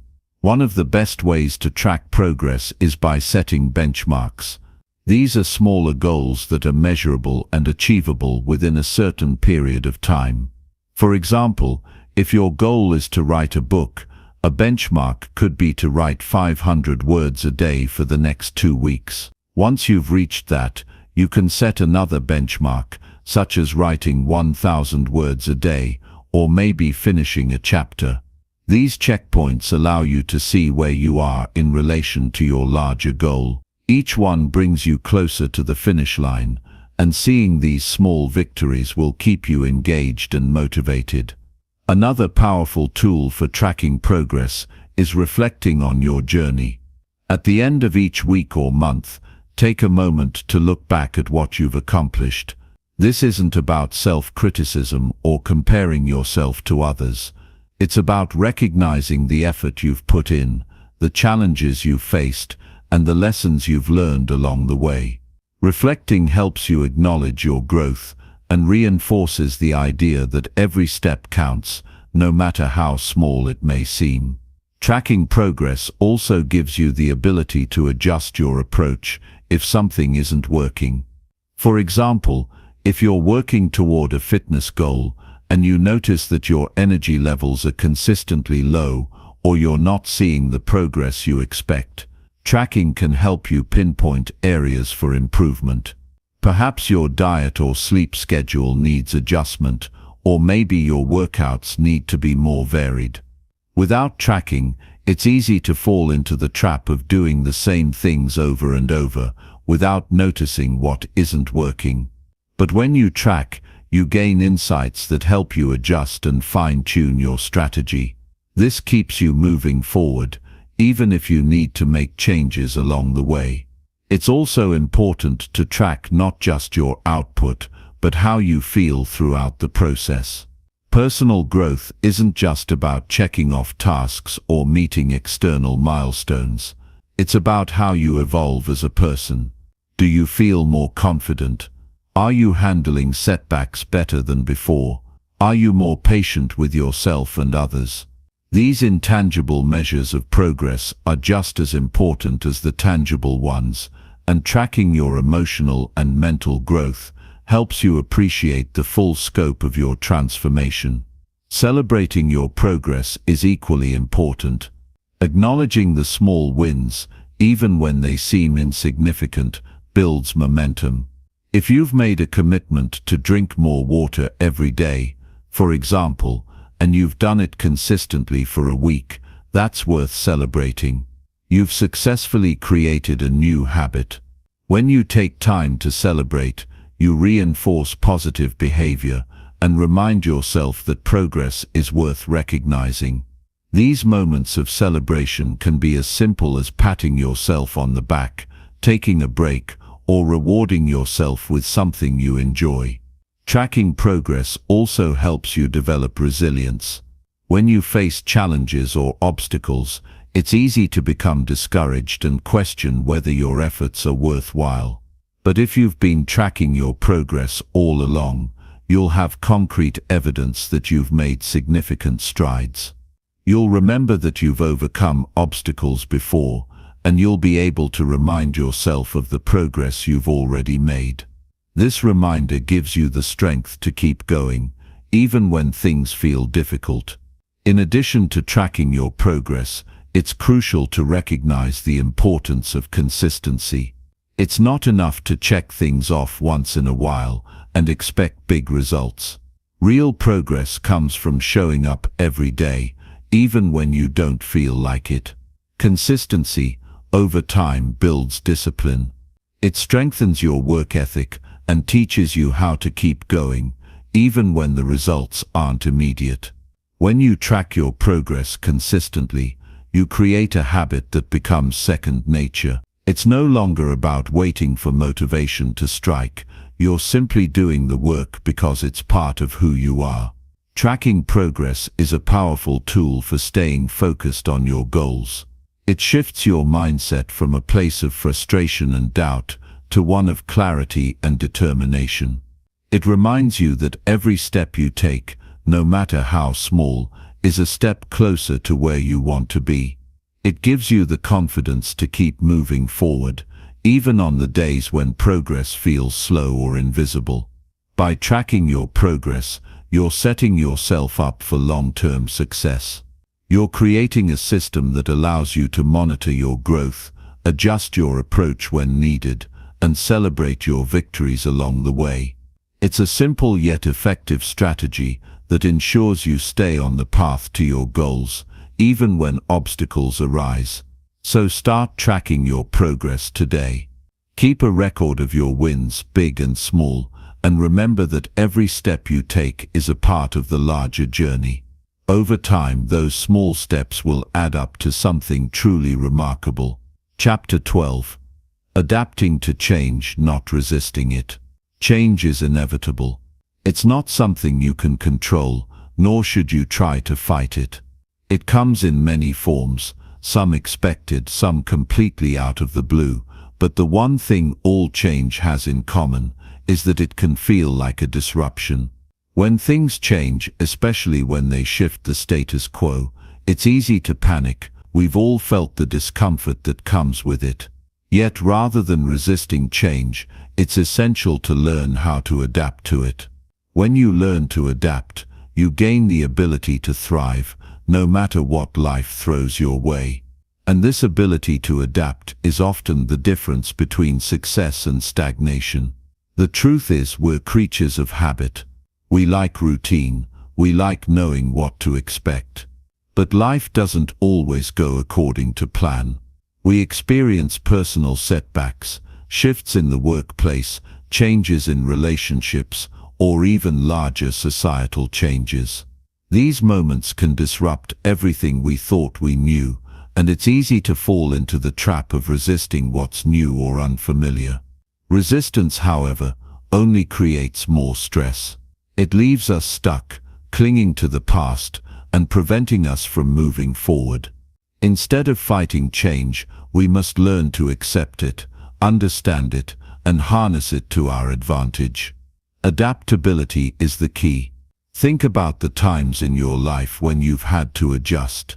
Maybe it was a move to a new city, or starting a new job. Perhaps it was something as simple as learning a new skill. At first it was uncomfortable, right? You didn't know the ropes, you felt uncertain, and maybe you even doubted yourself. But as time passed, you grew accustomed to the new environment. You figured things out. You adjusted your mindset, took things step by step, and eventually you thrived in that new situation. That process of adjustment is something we can all learn to embrace. Adapting to change doesn't happen overnight. It requires patience, resilience, and a willingness to step outside of your comfort zone. But once you understand how to approach change with an open mind, it becomes a powerful tool for growth. The first step in adapting to change is letting go of the need for certainty. We often find comfort in knowing what's coming next, but in reality, we can never have complete certainty about the future. When we hold on too tightly to what we know, we prevent ourselves from discovering new opportunities. We limit ourselves to a narrow view of what's possible. Instead of trying to predict the future or control every outcome, we must learn to live with the uncertainty and embrace the unknown. It's through this acceptance that we create space for new experiences and personal growth. Another important aspect of adapting is flexibility. When you face a challenge or a change that feels overwhelming, the first instinct might be to rigidly stick to your plan. However, being too set in your ways often creates frustration when things don't go as expected. Flexibility is the ability to pivot when necessary. It's about being willing to adjust your course and try new things when the old ones no longer serve you. Instead of seeing change as an obstacle, view it as an opportunity to learn and grow. Sometimes the new path will lead you to a destination that's even better than the one you originally envisioned. This kind of flexibility doesn't mean abandoning your goals or losing sight of your purpose. It's about being adaptable in how you get there. The goal remains the same, but the path you take to get there might change, and that's okay. In fact, it's often necessary. Life is full of unexpected twists and turns, and being flexible allows you to navigate those changes without losing momentum. It's also crucial to recognize that change is often accompanied by a period of discomfort. When something shifts in your life, it's natural to feel uneasy. You might question whether you're capable of handling the change or fear that you won't be able to adapt. This discomfort is part of the process. It's a signal that you're stepping outside of your comfort zone, and that's where real growth happens. The discomfort doesn't last forever. In fact, the more you expose yourself to change and allow yourself to adapt, the easier it becomes. Over time you develop resilience, the ability to bounce back from adversity and continue moving forward despite the challenges. Resilience is built through experience. The more you face change head-on and adapt to it, the stronger your ability to cope with future challenges becomes. Each time you navigate a difficult situation, you learn something new about yourself and your ability to handle adversity. These experiences build your confidence and help you realize that, no matter what comes your way, you can handle it. Life may not always go according to plan, but you've shown that you have the strength and flexibility to adapt and thrive. The key to adapting to change is maintaining a positive mindset. It's easy to get discouraged when things don't go as planned or when the future feels uncertain.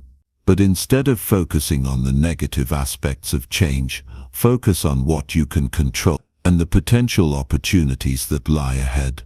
Change often brings with it new opportunities, whether they're personal, professional, or relational.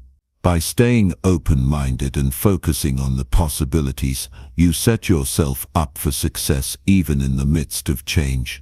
One way to develop this positive mindset is through gratitude. When things change, it's easy to feel a sense of loss, especially if you're letting go of something familiar. But by focusing on what you still have and what you've gained from the experience, you can shift your perspective. Gratitude helps you reframe the situation in a more positive light, making it easier to accept and adapt to the changes you're facing. When you practice gratitude, you remind yourself that change doesn't take away from your life. It adds new layers and dimensions that can enrich your experience. Along with gratitude, it's important to practice mindfulness. In moments of change, it's easy to become overwhelmed by the what-ifs and the unknowns. Mindfulness helps you stay present, focusing on what's happening right now, rather than worrying about the future. It allows you to approach change with a sense of calm and clarity, rather than anxiety. When you're mindful, you can make better decisions, navigate challenges with a clear mind, and respond to change in a way that serves your well-being. Another powerful tool for adapting to change is seeking support. Change can be isolating, especially when you're trying to navigate it alone. Whether you're dealing with a personal loss, a career shift, or a major life transition, having a support system can make a world of difference. Surrounding yourself with people who encourage and uplift you helps you stay grounded and focused during times of uncertainty. Support doesn't have to come from others, it can also come from within.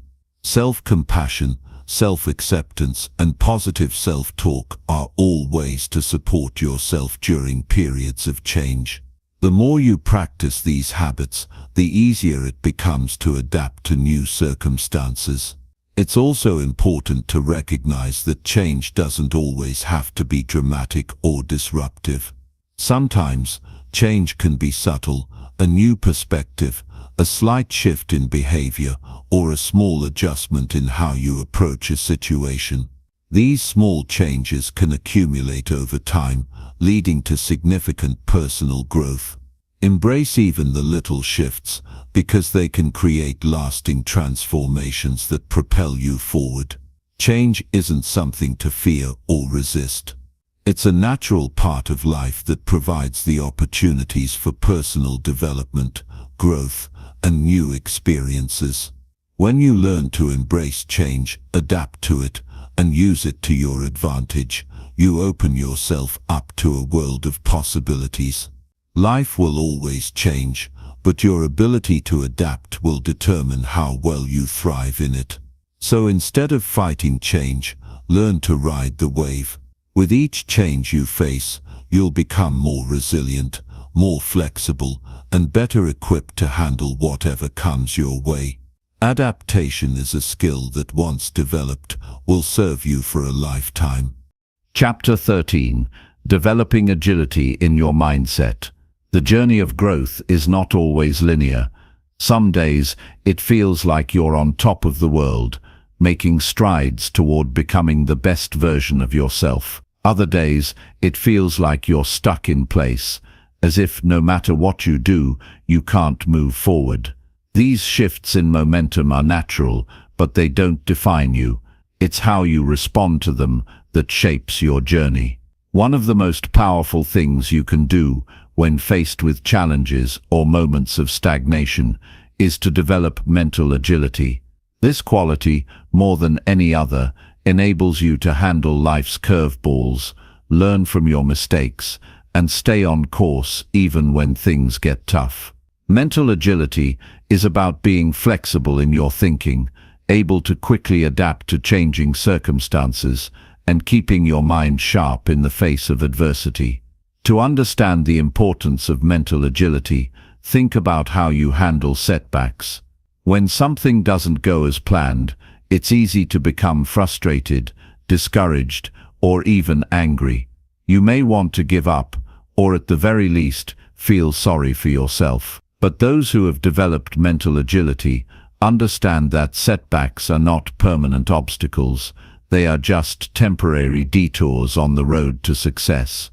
They approach challenges with curiosity, wondering what they can learn from the experience. They quickly assess the situation, adjust their approach, and move forward with renewed focus. This ability to bounce back after difficulties comes from a mindset that is rooted in resilience and adaptability.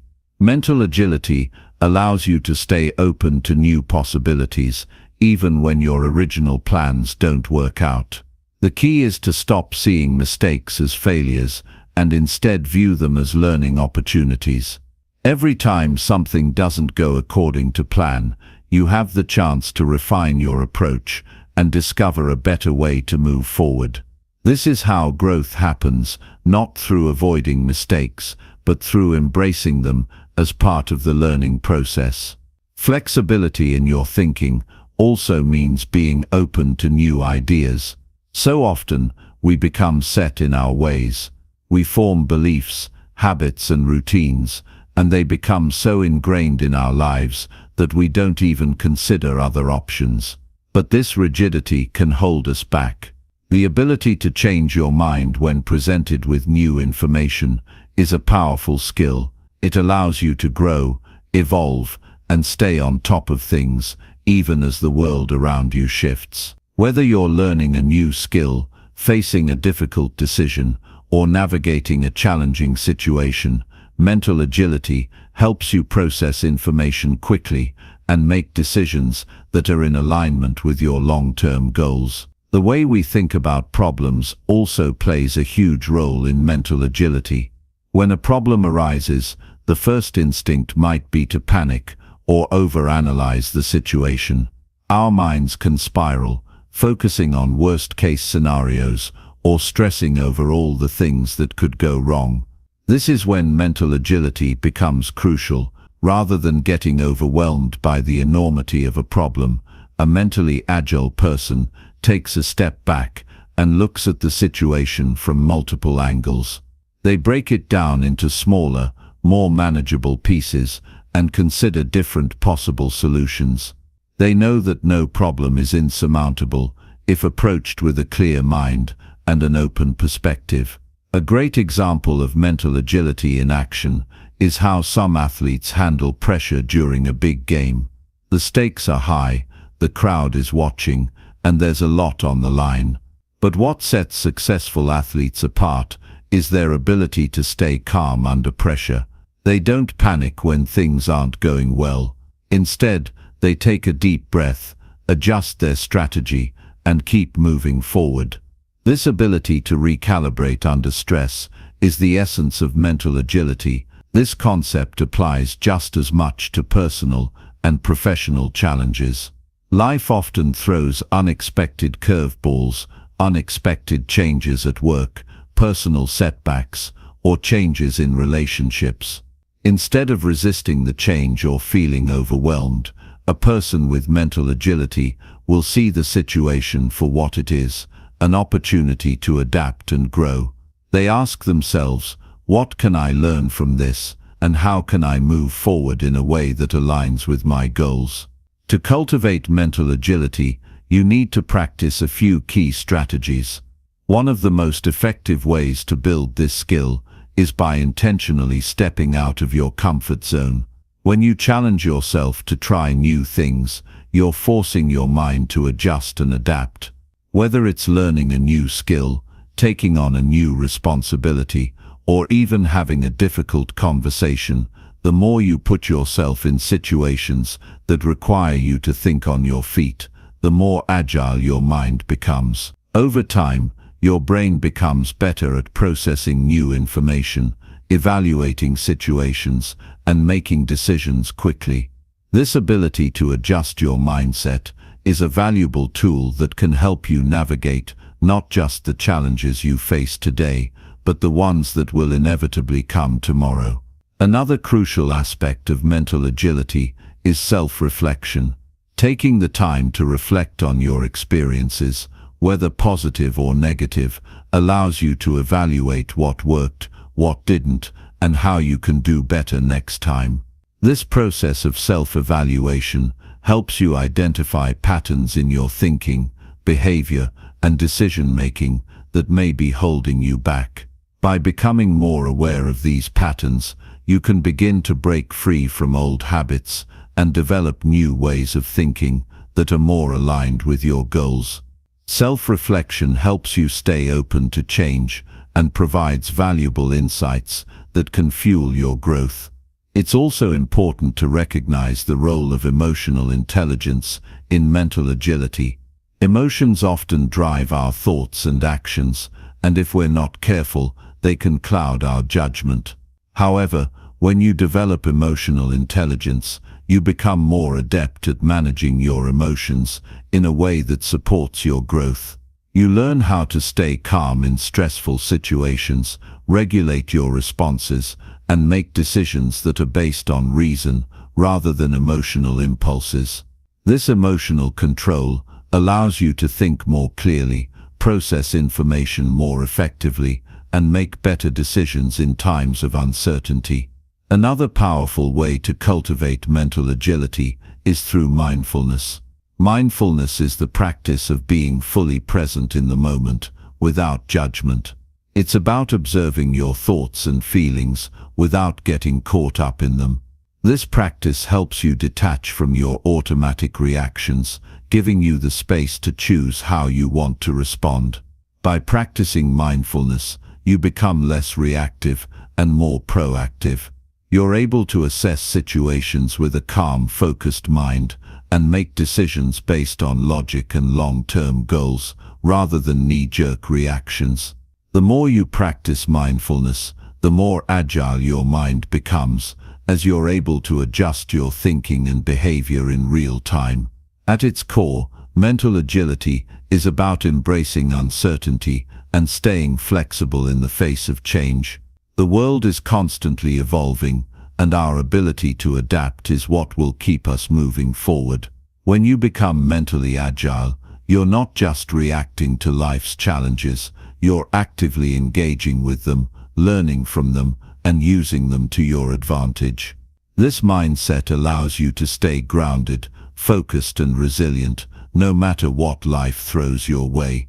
By strengthening your mental agility, you're building the foundation for long-term success and fulfillment.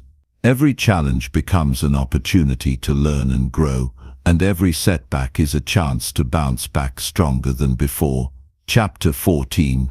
Crafting your persuasive persona. We often think of persuasion as something reserved for the world of business, sales, or politics, but the truth is, it's an essential skill for navigating every part of our lives. Whether it's convincing a friend to join you for a workout, negotiating with a colleague, or even just explaining your point of view in a discussion, persuasion plays a key role in how we interact with others. The ability to persuade is not about manipulation or force, it's about understanding people, communicating your message clearly, and fostering trust. It's about connecting with others in a way that leads them to see your perspective or feel inspired to take action. When we think of persuasion, the first thing that often comes to mind is the use of clever arguments or even the art of rhetoric. While those can certainly be powerful, they aren't always the most effective tools when it comes to creating meaningful, lasting influence. The most persuasive people are those who don't rely on flashy words or dramatic gestures. They don't use pressure tactics or guilt trips. Instead, they focus on building rapport, demonstrating authenticity, and showing genuine care for others. This kind of persuasive influence is rooted in emotional intelligence and empathy. When you connect with someone on a deeper level, when you understand their needs, values, and desires, it becomes easier to guide them toward your desired outcome. Being persuasive starts with knowing yourself. The more comfortable and confident you are in your own beliefs, the more compelling you will be to others. If you don't believe in what you're saying, if you're unsure or hesitant, that energy will be palpable to the person you're communicating with. On the other hand, when you stand firm in your own convictions, your confidence naturally radiates. People are drawn to that certainty. But it's not just about knowing your own stance, it's also about understanding where the other person is coming from. Persuasion isn't about overpowering someone with your ideas, it's about engaging with them, listening to their concerns, and finding a way to align your message with their values and desires. One of the most effective ways to persuade others is through storytelling. Humans are wired for stories. We connect with them on a deep emotional level. A well-told story can help others relate to your message in ways that facts and figures never could. A story allows people to see the world from your perspective, feel the emotions that you feel, and experience the journey alongside you. When you share a personal story or a story that aligns with the values of the person you're speaking to, it becomes far more persuasive than simply stating a fact or making an argument. People don't just remember the message, they remember how it made them feel, and emotions, not logic, drive action. Another powerful tool in persuasion is the ability to listen deeply. We often think of persuasion as speaking and presenting our ideas, but listening is just as important, if not more so. When you listen carefully to someone, you're not just hearing their words, you're understanding their needs, their desires and their pain points. You're showing them that you care enough to truly understand their perspective. This makes them far more likely to trust you and be open to your suggestions. When you show that you're truly listening, the other person feels valued, and this builds rapport, which is essential for any persuasive interaction. It's also important to remember that persuasion is not about convincing someone to do something that's against their will or values. True persuasion is about helping others see how your ideas align with their own goals. It's about showing them how what you're offering can benefit them in ways that resonate with their own desires. This means that persuasion isn't about getting your way at all costs. It's about creating win-win situations where both parties feel like they've gained something meaningful. Building trust is another cornerstone of effective persuasion. Trust doesn't happen overnight, and it's not something that can be manipulated or forced. It's built through consistent actions, honesty and integrity. People are far more likely to be persuaded by someone they trust because they know that the person has their best interests at heart. If you want to persuade others, you must first establish trust by being reliable, keeping your word, and acting with integrity in every interaction. Non-verbal communication also plays a huge role in persuasion. Our body language, facial expressions and tone of voice often communicate more than the words we speak. A warm smile, steady eye contact or an open posture can create an atmosphere of connection and trust. On the other hand, closed-off body language, such as crossed arms or avoiding eye contact, can signal to others that you're not fully engaged or approachable. Being aware of your non-verbal cues is crucial, because people pick up on these signals more than we realize. Your body language should align with your words, reinforcing your message and making you appear more authentic and trustworthy. There's also power in the way we ask questions. People are far more likely to be persuaded when they come to their own conclusions rather than being told what to do. By asking the right questions, you guide them to see the logic in your argument or to understand the benefits of your proposal without directly telling them.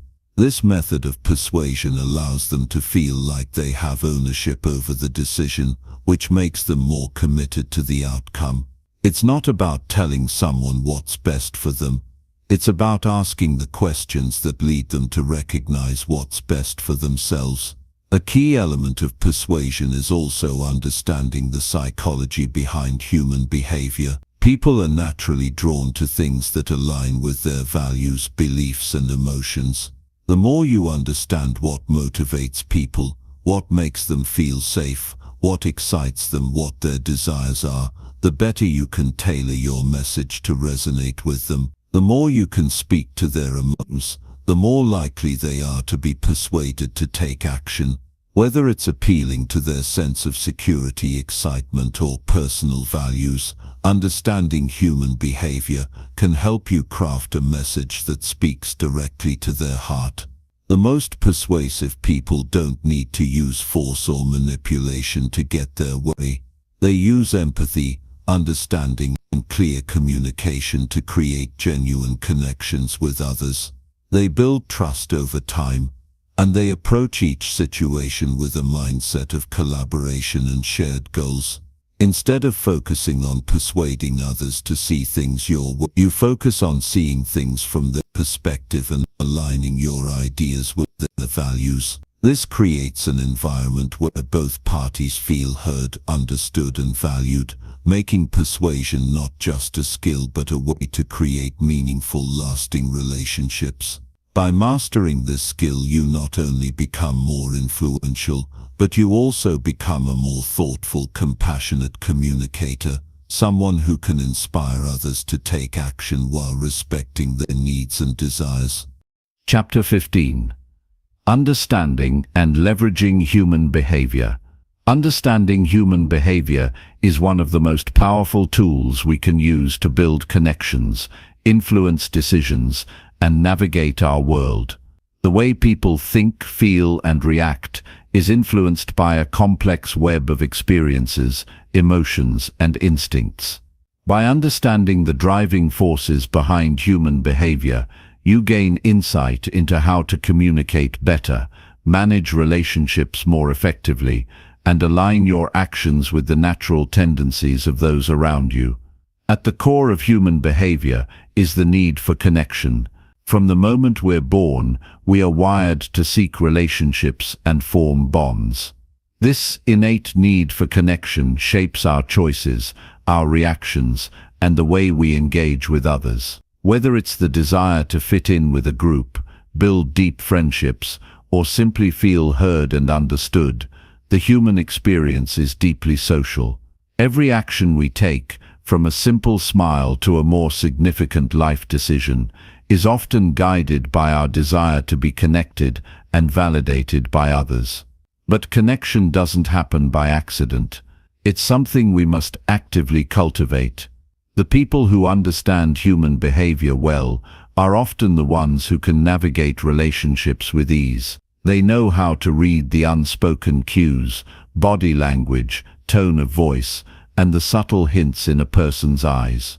These cues reveal much more than words alone can. A slight shift in posture, a pause before responding, or the tone in someone's voice can tell you if they're comfortable, anxious, or open to your ideas. Being able to pick up on these cues gives you an incredible advantage in how you communicate and connect with people.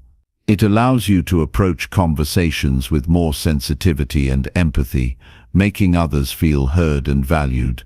But connection doesn't just come from understanding others, it comes from understanding ourselves too. The more we understand our own behaviors, motivations, and triggers, the more effectively we can interact with others.